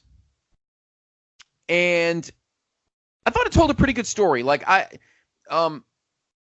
don't know a lot about Naito, and people have told me that he's kind of might be in an in-ring slump right now. Like, him and Ibushi put on a hell of a match when I saw him a month ago at the Garden. But I definitely saw a difference then to now. But let me ask you, Nate, tell me about Naito back then. Like, what was his, how was he looking in the company and in the world at that moment? I mean, we talked about it a little bit when we did the episode where we featured the No Limit matches. Right. And that was kind of my first exposure to Naito when he was a member of the tag team No Limit in Impact. Mm-hmm. And that'll be a theme tonight where we have Impact having absolutely no idea what to do with these guys that they got from New Japan. So, you had Naito and Takahashi, and they were a great tag team that were severely underutilized in Impact. So then, head back to Japan where the grass is proficiently greener than in Orlando. And I think what I like about Naito is he's very no nonsense. Like, he's not he's not like a sizzle, no steak guy. He's the opposite. He's a steak guy who can give you a little bit of sizzle to go with that. There's a lot of substance with this dude. And it made me like really happy around this time period to see him start to get some shine. Obviously, in this particular match, I was more a fan of Okada at the time, but I just like some of the little things that we see Naito do, in the course of this match and around this time period in terms of his character work, which was something they never really let him do in Impact. Right. As for Okada, he definitely already had that feel. I mean, he was already a 3-time champion. Yep. He was the babyface. It seemed like here. That's one thing, and I'm not being xenophobic or making any assumptions or offenses whatsoever. But admittedly, if you don't know the language, it's kind of difficult to watch the build packages when you can't understand them. I'm just stating a fact. But I'm assuming that Okada was the babyface going into this match. He got kind of the hotter pop. I did like Naito's John Travolta sexy white suit thing. I think that's pretty sweet, actually. I'd like to go with that. In fact, I'm wearing one right now during the show. And I think we should do it. Nate, I think you and I should do reverses. I should wear white jacket, white vest with a black shirt, and you should wear a black jacket with a black suit and a white. And I think that should be our tag team. I think that could work. That could work. Just like Paul McCartney and Stevie Wonder, and we'd be, Ebony and Ivory. It'd be perfect. Lethal and Ivory. Lethal.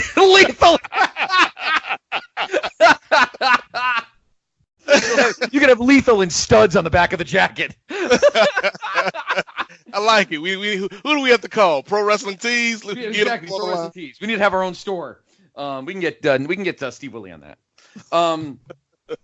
But this was a very a well wrestled, systematic match. I felt like Naito stalled a lot.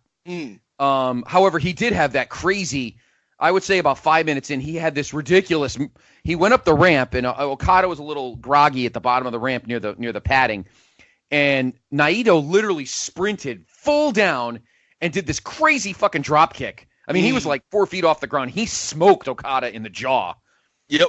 And dropped him like a bad habit. That was an amazing move.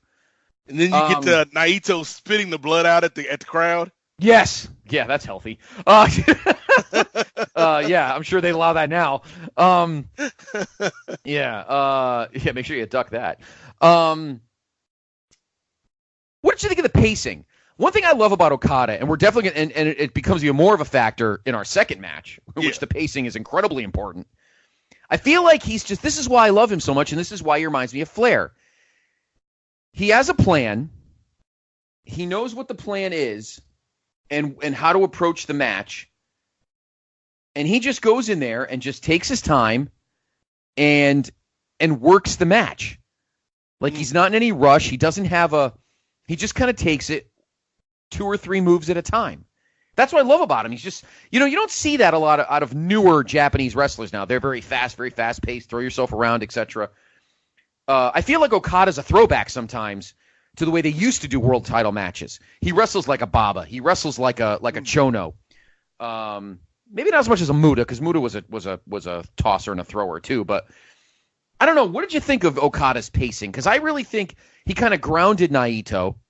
And I think they told a very good story, and Naito was able to get his moves in, but Okada, in my opinion, completely dominated the pacing of the match. Yeah, and you call him a throwback, Scotty. I'll call him a hybrid, because to me he embraces both that old school aesthetic. Yep. He's got the psychology, he's got the pacing. He does so much with so little. Hell, his finishing move is simply a short arm clothesline. Yeah. He does a lot with a little, so he's got that old school mentality, but he can also go in there move for move with guys like AJ, guys like Kenny. And so I think the fact that he can do both and do both sides well is why, when it's all said and done, he'll probably be the greatest champion in history. But I would also say you could make the argument, and this might piss off some of the purists, some of the old school guys, you can make the argument that when it's all said and done, he might be the greatest star in the history of New Japan from a total, complete, comprehensive package. The in-ring, the character, the lifting his opponents up to his level. Like, he's got it all. Yeah, I mean, I concur. I'm a Muta stan. Like, I love Great Muta. He's probably my favorite Japanese wrestler of all time. He probably will always be. But if I'm being honest, and you give me some truth serum, the body of Okada's work is probably better. Mm-hmm. I agree. I love Muta, and seeing him live, Mania weekend at the Garden, gave me chills. Because he was one of those mysterious guys I never thought I'd see. And when I saw him coming down with his gray beard, I'm like, son of a bitch. And then seeing him and Liger together in the ring, at the world's most famous arena, what you never expect. It gave me chills. It gave me chills. But more Muta down the line. My favorite thing about this match, Scott, was, again, it's a good match, but they're telling a story, and we keep seeing Naito trying to go for the Destino. Mm-hmm. Which is funny that I completely blanked on this. Like, I knew we were reviewing this match when we were talking to Andy earlier, and we're talking about great DDTs, and like, hell, Destino, it's a great reverse, I guess, inverted DDT. Yeah, that's true. Yeah, that's a tremendous finisher. Okada kept blocking it. That's one thing I do like about the Japanese guys. They're very good blockers, and I do love the New Japan production crew always panning the camera out wide whenever he yells out Rainmaker. Yeah. That tells you he's a star. When you get the camera crew to do something wonky like that, when you just yell something, you're not a joke, And like everybody sells it. The crowd sells it. The announcers sell it. Yep. That might be my favorite thing. Like I love the Kevin Kelly commentary, obviously. Yes. But for some Okada matches, I'll switch over to the Japanese commentary because I just love hearing my man just yell Rainmaker. Yeah. Fantastic. Yes. And Okada wins the match. Yeah. He countered the Destino with a tombstone, which was crazy. Yes. We're going to get more to the tombstone later on because it's all over the second match too. Yeah. And Kazuchika Okada is now a 4-time new IWGP heavyweight champion. Yep. Now, quickly, why don't we, I love doing this because I love putting my foot in my mouth. How good was this show, by the way? Dominion 619 in Osaka-jo Hall. Here was the card that night. Ready? All right. On the pre-show, the Daison Sedai trio defeated the Dojo Boys in a 6-man. You know who was in the Dojo Boys? Nate, do you know who's in that team? This was 2 years ago. Not off the top of my head. Who would have? David Finlay, Jay White. Oh, okay. And Juice Robinson. Okay. Interesting. By the way, the Daison Sedai trio is Tenzan, Nakanishi, and Kojima. So would that have been? I'm trying to think because Jay had that excursion to ROH. Would that have been right before? Maybe. I mean, Juice was in ROH at this time too, obviously. So yeah. So interesting. It's not that long ago, but it still feels like that long ago. Exactly. The Bullet Club, Bad Luck Fale, Hangman Page, where's he now? And Yujiro Takahashi defeated the Hunter Club, which is Captain New Japan and Yoshiatsu, in a 6-man tag. Chaos up the Bullet Club later. Yep. Yes, we will talk more Bullet Club later. Tomohiro Ishii and Yoshihashi, the Chaos, defeated Bushi and Sonata, and you know who they are, Los Ignorables de Japón, in a tag team match. I know. They're probably like, what the fuck is... So New Japan fans are like, what the fuck is wrong with this guy? He's getting like a seizure every time he does it, because it's cool sounding. Sounds like the Mafia. Hey, Kevin Kelly himself gave you his blessing on the last episode. Exactly. So, and that's all I really need, to be honest with you. Maybe Don Callis is too. We'll see. Haruki Goto defeated Evil in a singles match. In a 4-way elimination tag for the junior heavyweight tag titles, the Bucks beat Seidel and Ricochet, who were the champions, Red Dragon, and Roppongi Vice, which is, of course, Beretta and Rocky Romero. Half this match is in NXT, and others are in their own group. Kushida, I wonder where he is. Defeated Will Ospreay to retain the junior heavyweight title. The Briscoes beat the Gorillas of Destiny to win the IWGP tag titles. Shibata defeated Nagata to win the Never Openweight title.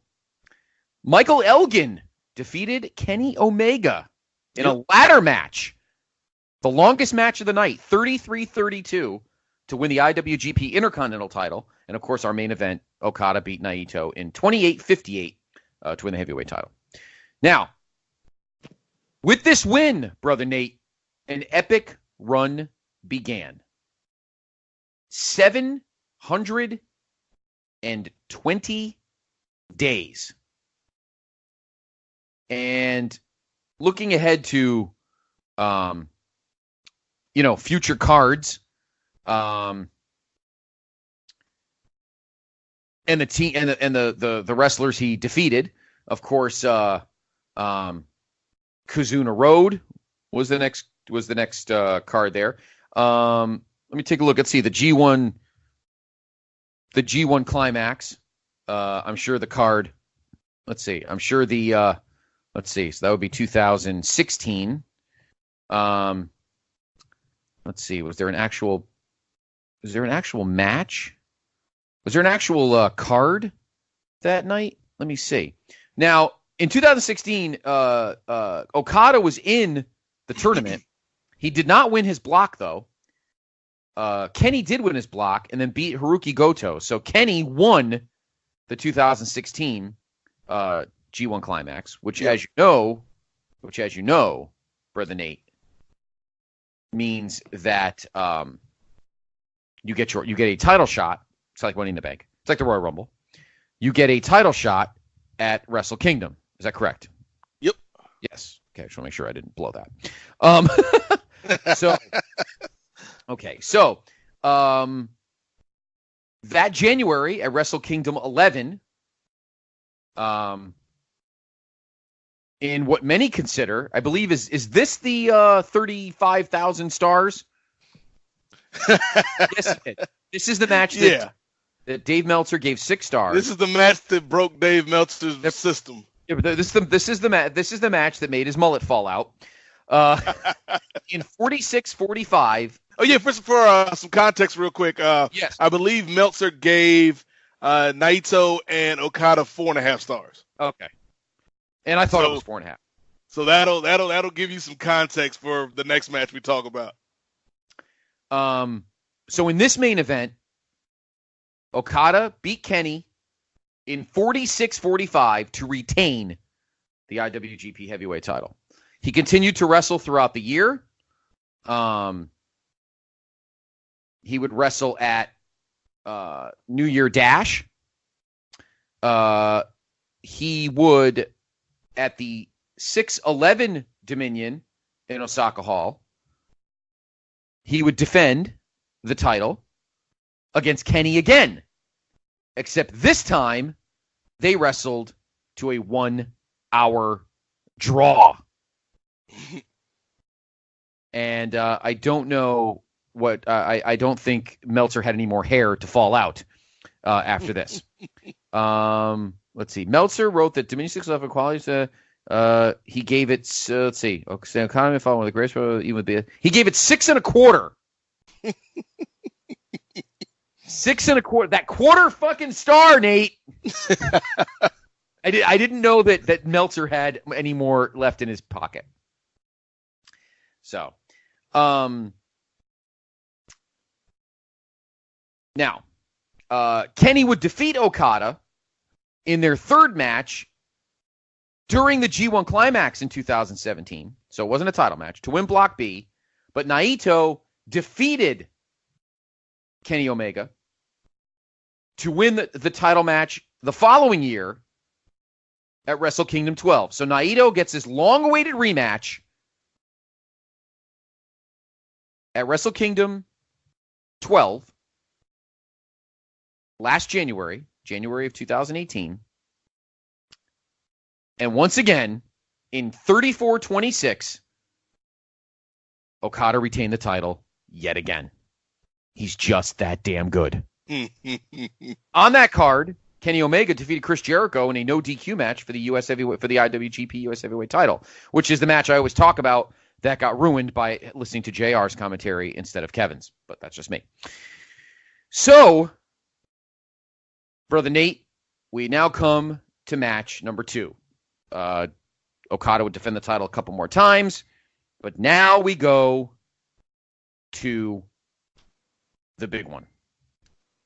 We go almost exactly 2 years almost exactly 2 years to the day that this bookend began, 720 days later, at Dominion 6-9 in Osaka-jo Hall, June 9th, 2018, in their fourth meeting. We've had 2 title matches and a match in the G1 Climax. In their fourth meeting, Kenny Omega takes on Kazuchika Okada in a 2 out of 3 falls match with no time limit for the IWGP Heavyweight Championship. Now, again, we go back to the Bullet Club. But in this instance, again, this build package, Nate, was like freaking 12 minutes or something. It was like a TV show. Of course, talks about the ups and downs of the Bullet Club and Kenny reuniting with Ibushi to reunite. What was their team? I always forget. The Golden Lovers. Golden Lovers. And they kind of reunited, and Ibushi was in Kenny's corner.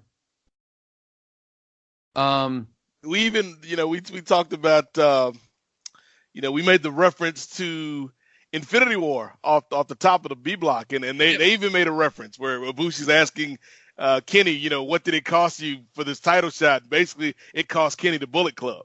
Yep. Yeah, it did.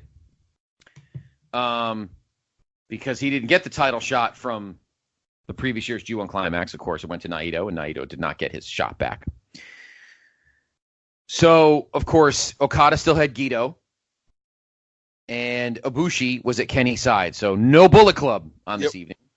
Incidentally, speaking of the Bullet Club, the Bucks defeated Los Ignorables de Japón to win the IWGP Tag Titles earlier in the evening. Now, the other Bullet Club, Cody, Hangman Page, and Marty Scurll, defeated, listen to this team, Tanahashi, Liger, and Ray in a 6-man. Very nice. Yeah, I remember that being a pretty good match. Yes. Takahashi defeated Will Ospreay to win the junior heavyweight title, and Jericho actually defeated Naito to win the Intercontinental title. So, amongst the other matches on the card. So I was breathless with anticipation as I had this match on, because I obviously we'll get into the accolades. So was this the first time you've seen this match? Yes, it was. Okay. First time I ever fired it up, and I did it. That's why I wanted to pick these matches for our installment, because I wanted to make myself watch it. And let's talk about Kenny first before we get to Okada. I gotta admit, I've watched a few Kenny matches, and I mean, he doesn't suck, but I saw him against, who did he wrestle at? Did he wrestle Marty at All In? No, what's his face did? Okada did, right? No.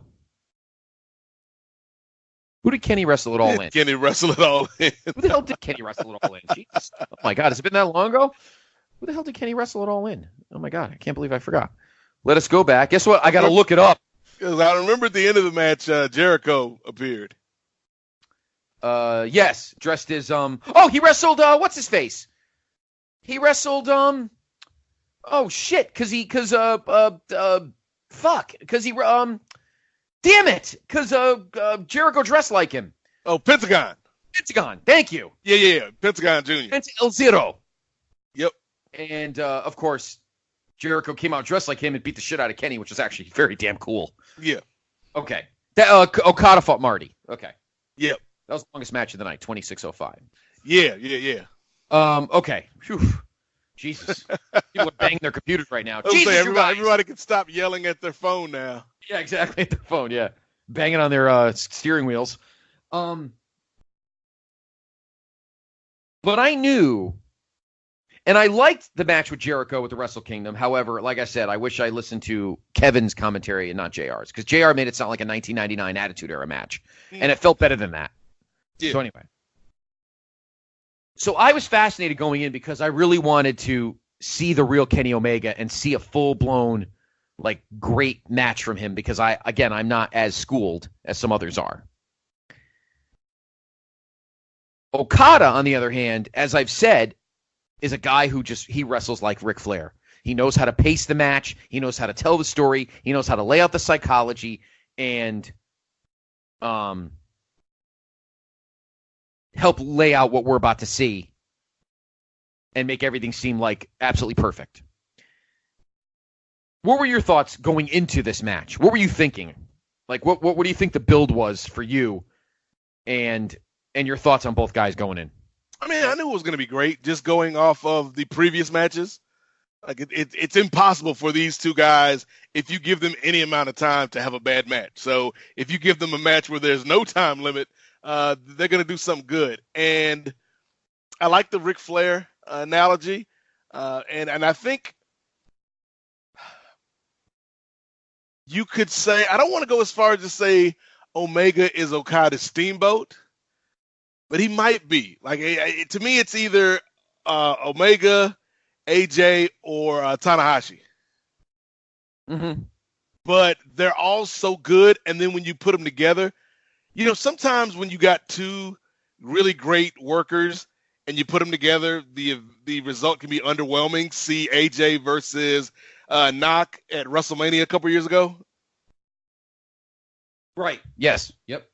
But I think if you have a story that is motivating it, and then you have two guys that go out there and you give them the freedom to create in the ring, it's going to be good. And so, yeah, Kenny, I've never really been the hugest Kenny fan. I respect him. I think he's certainly one of the most creative people in wrestling today. And if AEW gets traction and becomes something in North America, you could say, he's one of the more influential people in the business.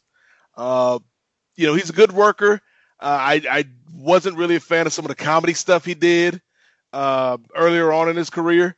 But by the time we get to, 16, 17, 18, 19, when he's hitting his stride in New Japan, like, he is one of the best in the world. Like, I still would put Okada a little bit ahead of him, but he's certainly in the conversation at this point.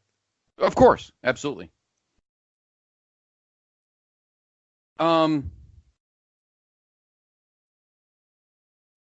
would say I knew like the first 25 minutes in, I knew we were going to get, some feeling out, some rest holds, and just kind of like some paint strokes. The minute Kenny got the first fall on that roll up on the schoolboy, I knew we were, or not Kenny, Okada got the roll up on the schoolboy to take a 1-0 lead. Yep. Then I knew we were in for now it's time to hit the gas.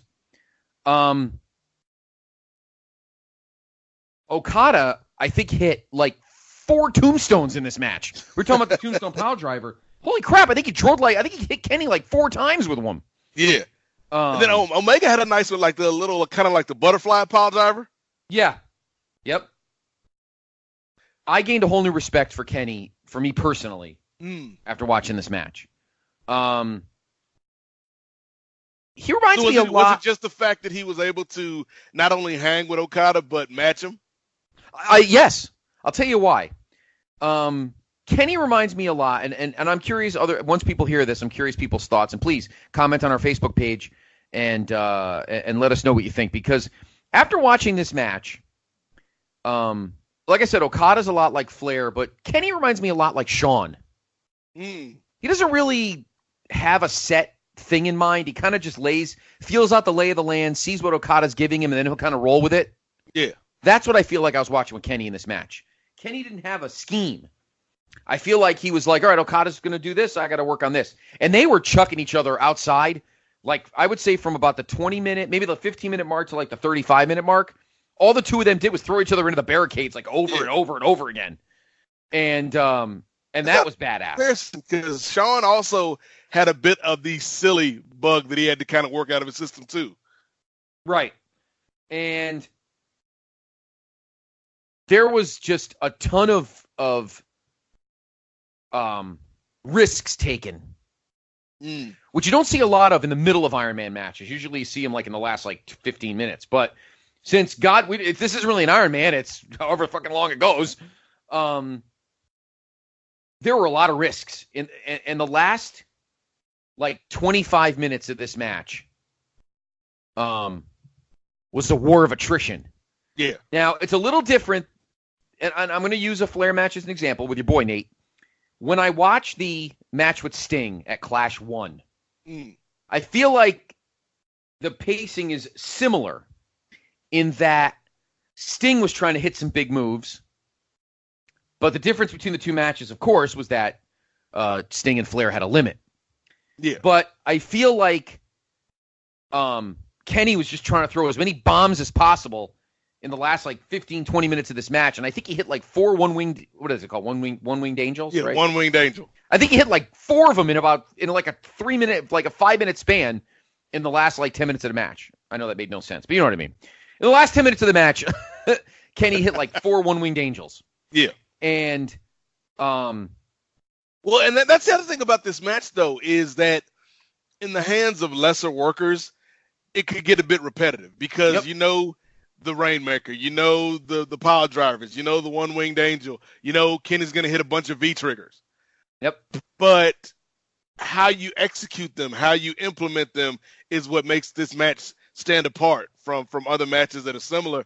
And I thought both guys did a really good job of varying things up between the 3 falls, but also giving you stuff that you're familiar with and the crowd can react to. Right. Yeah. And it was getting to the point where, my God, they were barely standing. Yep. It seemed very different than, say, Brett and Shawn, or I would even say, Hunter and Shawn on that Raw at the end of 2003, or very different than like Kurt and Brock on that SmackDown, where you're getting to the end, they're wrestling as if there is a limit, but there really wasn't. And I think that makes it even more fascinating. They're like, look, we're human here. The tank's running on E. I don't hit this thing soon, I'm done. I'm gassed.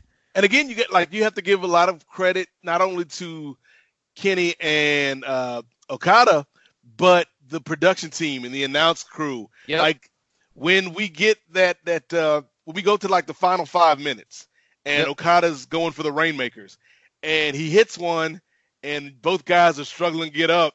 And then there's like this great camera shot where they give you a close up where Okada gets up and he kind of looking at Kenny. Kenny's kind of looking at him, but Okada's still got the wrist control. Yep. For the Rainmaker. And then the crowd is like, oh, he's going to do it again. And so like, I think everybody played their parts well in this match, and the anticipation of making you wait for moves and then subverting them. Like, cause when Okada finally went for that last Rainmaker, Kenny hits him with the German, and it's like, oh, okay, what's going to happen now? Yep. Yeah. And Okada never seemed to play. Another thing that I liked about it, Okada never seemed to play defense. Even when it was tied, because obviously somebody had to win something. It didn't go that way where Okada had to like run out the clock. He was just as much. He wasn't wrestling like a champion in the sense that he was protecting it. Yeah. He was honoring it. And those guys, the last like 5-6 minutes were just, they had literally zip left. You could see in their eyes. They literally both looked glazed over. And they were just bombing and bombing and bombing and bombing. And then finally Kenny hit what I think was like the 4th one-winged angel in about the last 5 or 6 minutes. Yeah. Finally rolls up Okada, and the 720-day reign is over. And I knew, I didn't watch this match live, obviously. I probably would not have been surprised, because I knew eventually the way that his career was going, Kenny was going to win the big one eventually. Yeah. And this seemed like the perfect stage for him to do it. And 64 minutes and 50 seconds, which is about the length, I think, of Brett and Shawn. Maybe a little less. I think Brett and Shawn was like 62 or 62 and a half, maybe. And even looking back at this, like there was never really a moment where I felt the action dragged. Not at all. Nope. Or either guy was like, of course, there's spots where each guy can kind of catch his breath, but there wasn't like your typical Randy Orton chin lock for 2 minutes. Right, or the Yoko nerve pinch. Yeah. The trap squeeze. No, did not get that whatsoever. It was more like when they were outside, they were kind of getting their breath while they were chucking each other into the barricades. Yeah. That was like their spell. That was like their halftime. One of the most historic reigns in the history of any professional wrestling promotion. 720 days. I think it's longer than probably any of Flair's runs as champion. To put this in context, like just in terms of the IWGP Championship, the next closest is Hashimoto at 489 days. Yeah, we've seen our share of Hashimoto. Yep, and that was back. Oh God, how far back do we got to go for that? April 29th. Did we watch this match? No, we watched a Hashimoto match. I don't think we watched this one, though. Yep, April 29th, 1996, at Battle Formation, he beat Nobuhiko Takada, and then he didn't lose it until August 31st, 1997, at Final Power Hall in Yokohama when he lost to Kensuke Sasaki. Yep. Which is funny, because 2 months earlier, Sasaki was wrestling Takamichinoku at Canadian Stampede, right? Is that the same Sasaki I'm talking about? Yeah. Yeah. and then he wins the IWGP Heavyweight title, which he would hold for a short time before losing to Fujinami. When you look back, Okada was the perfect guy in that spot for the promotion. He carried himself well. He was all over the place promoting it. And it made the roster stronger because everyone was gunning for him. You know, the Tanahashis, Naitos, AJ at the time. Obviously Kenny. Yeah. He's like, we keep going back to this Flair comparison, but, if you think of peak Flair, like mid to late 80s Flair, yep, who not only was great night in and night out, elevated people, gave the title respect, but also was a celebrity. That's what Okada was doing. But instead of doing it because I believe Flair was probably in his mid to late 30s, maybe even early 40s by the end of that run. Right. Okada's not even 33 yet. I know. And so, like, this is a historic reign. Like, it won't ever be touched again, I don't believe. But he's not even halfway done with his career. Like, I could see him having another. Well, he's halfway done with his career, but you know what I mean, Scotty. Like, he's got a ton left in the tank. Oh yeah, I could see, and I said this to guys at WrestleMania weekend. I was talking to guys at the tailgate the next day. He could go another 12 years. Yeah, he could go to his mid-40s just like Flair did, easily. And then come to WWE, get that quick 1-year payday run. Yep. NXT TakeOver, Andre the Giant Battle Royal, back to Japan. Yep. No, never, no way. And he would be even at 50 or whatever he'd be by that time. He'd still be incredibly over. Exactly. And by then, Vince wouldn't be around unless he was a cyborg, and Triple H would actually know what. Versus Okada, and Okada gets buried. You got to pay your dues, kid. You got a kid. It's a different stage, brother. Oh my God. The golden shovel. Oh, jeez. Oh, my God. Anyway. Yeah, this was an important match. Like, not only because, like you said, Scotty, the historical nature of it, it's one of the best, and for the listeners that haven't seen it yet, it's one of the best title matches you'll ever see. It's one of the best, even though it's not an Iron Man match, it's one of the best, kind of Broadway matches you'll ever see. Yep.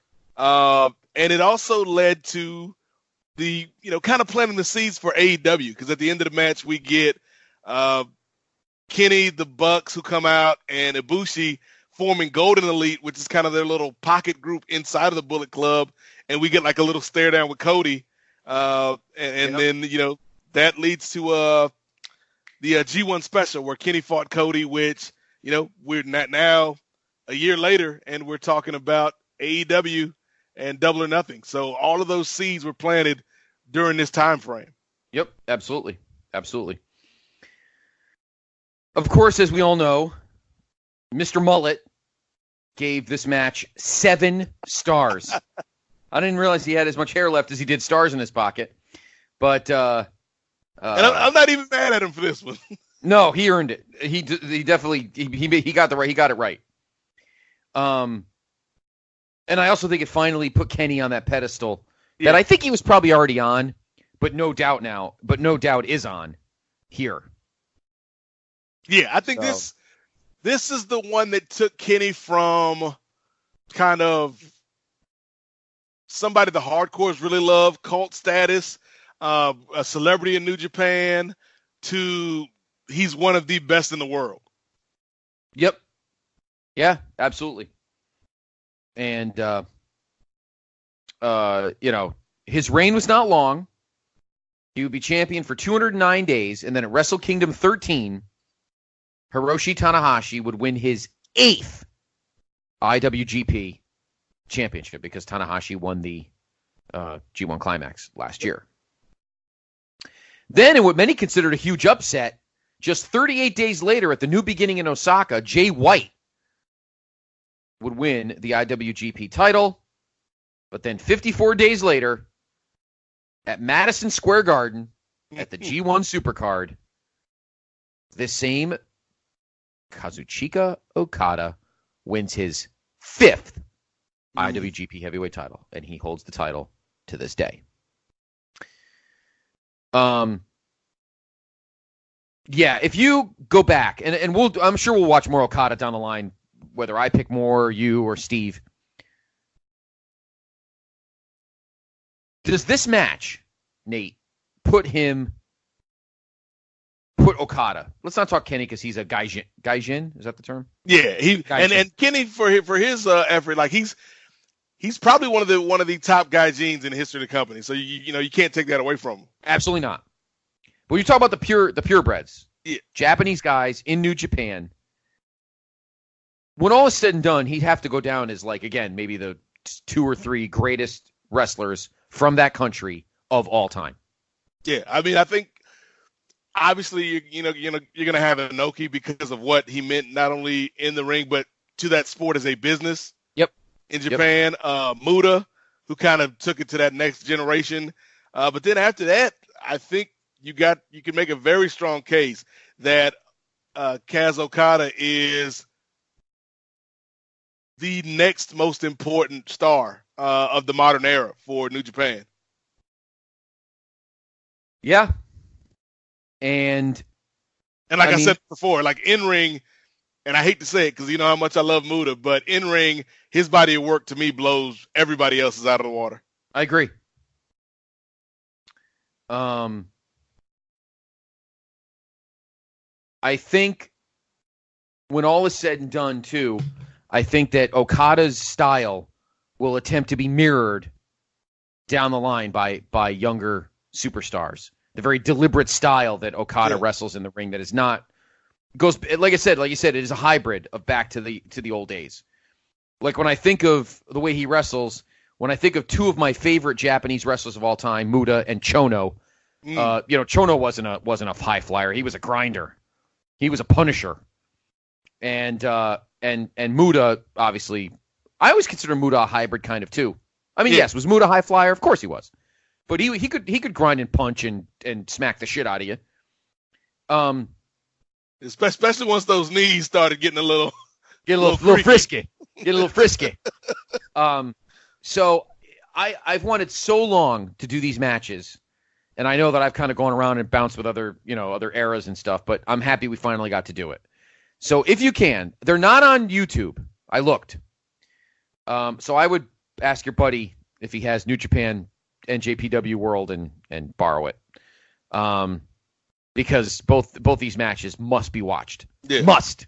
Especially if you're somebody who is a fan of AEW and is looking forward to their launch. Like, this is not only a good match to watch Okada, but a good match to see Kenny at his best.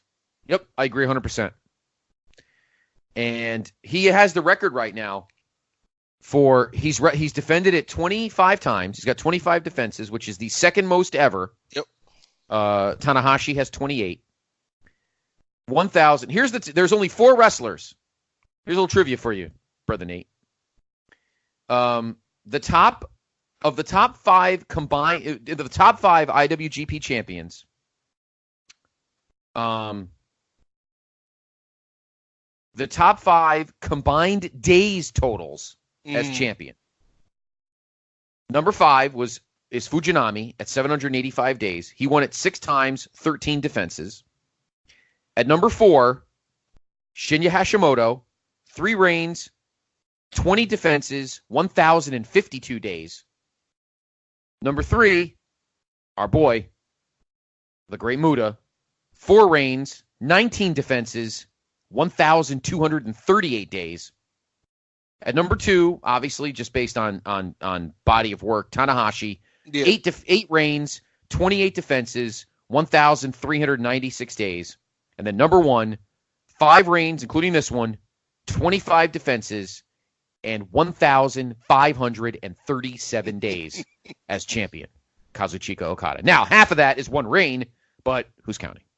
Yeah. And again, like I said, man, like he's at the point right now where if he walked away right now, he is an all-time great, one of the top 5 Japanese stars ever, one of the top 50 professional wrestlers to ever step in the ring. Right. If he walked away right now. And like we said, Scott, he's only 30. I believe he's 32. I can check right now. Let's see. 32 or 33, something like that. Let me see. He's 31.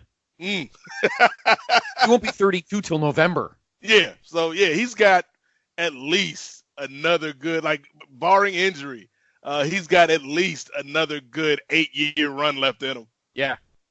Yep. Now, you talked about reigns, Brother Nate.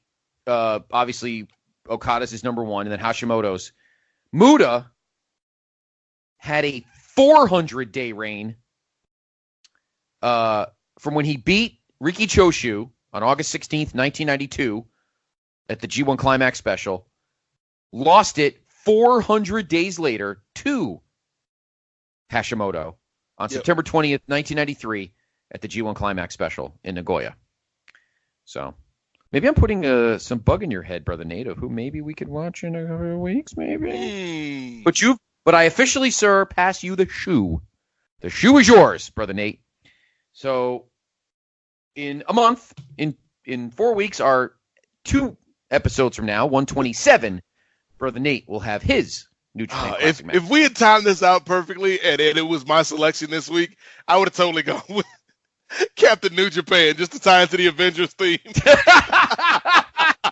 I would have loved it. I'd absolutely loved it. That's tremendous. Anyway, Brother Nate, always a pleasure and a tremendous show again. Again, we thank Andy Atherton for joining us in the first segment and for the great debate, wrestling style. We'll be back in 2 weeks with episode 126. Brother Nate, myself, of course, Steve Willie will return, hopefully. Hope he hasn't left us all together. Do you think he went to AEW? Do you think he didn't tell us? Kind of like the War Raiders just quietly dumped the NXT tag titles? Did Steve quietly dump us? He's going to show up at StarCast and dump our show in the trash can. Show up at StarCast. That's right, and dump the... My God, that's Steve Willie with Conrad Thompson. What's he doing here? What's he doing? Why does he have a picture of Nate Lethal? He just threw it in the trash. Oh, that Jezebel Steve Willie. Oh, God. Well, hopefully Steve's back in 2 weeks. He will. And we will preview the next big pay-per-view extravaganza from the flamethrower known as WWE, Money in the Bank, from upstate here in the fine state of Connecticut, in Hartford. And then also, we will have our next installment of the TNA Classic pay-per-view recap, where we go from Okada to Brian Lawler. That didn't even sound right. Ugh. Now I taste bile. Or maybe that's Coke. I don't know. In any event, join us in 2 weeks. Money in the Bank preview. And the next installment of the TNA Classic pay-per-view recap. For Andy Atherton. And Brother Nate, I am Brother Scott. You've been in the main event, 65 minutes worth. Get some Gatorade. We'll see you in 2 weeks. Hey, it's Scott Criscola. Yes, Nate Milton.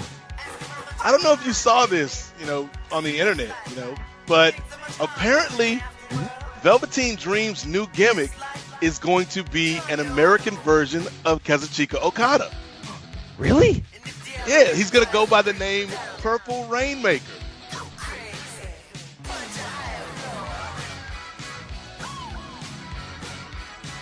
There.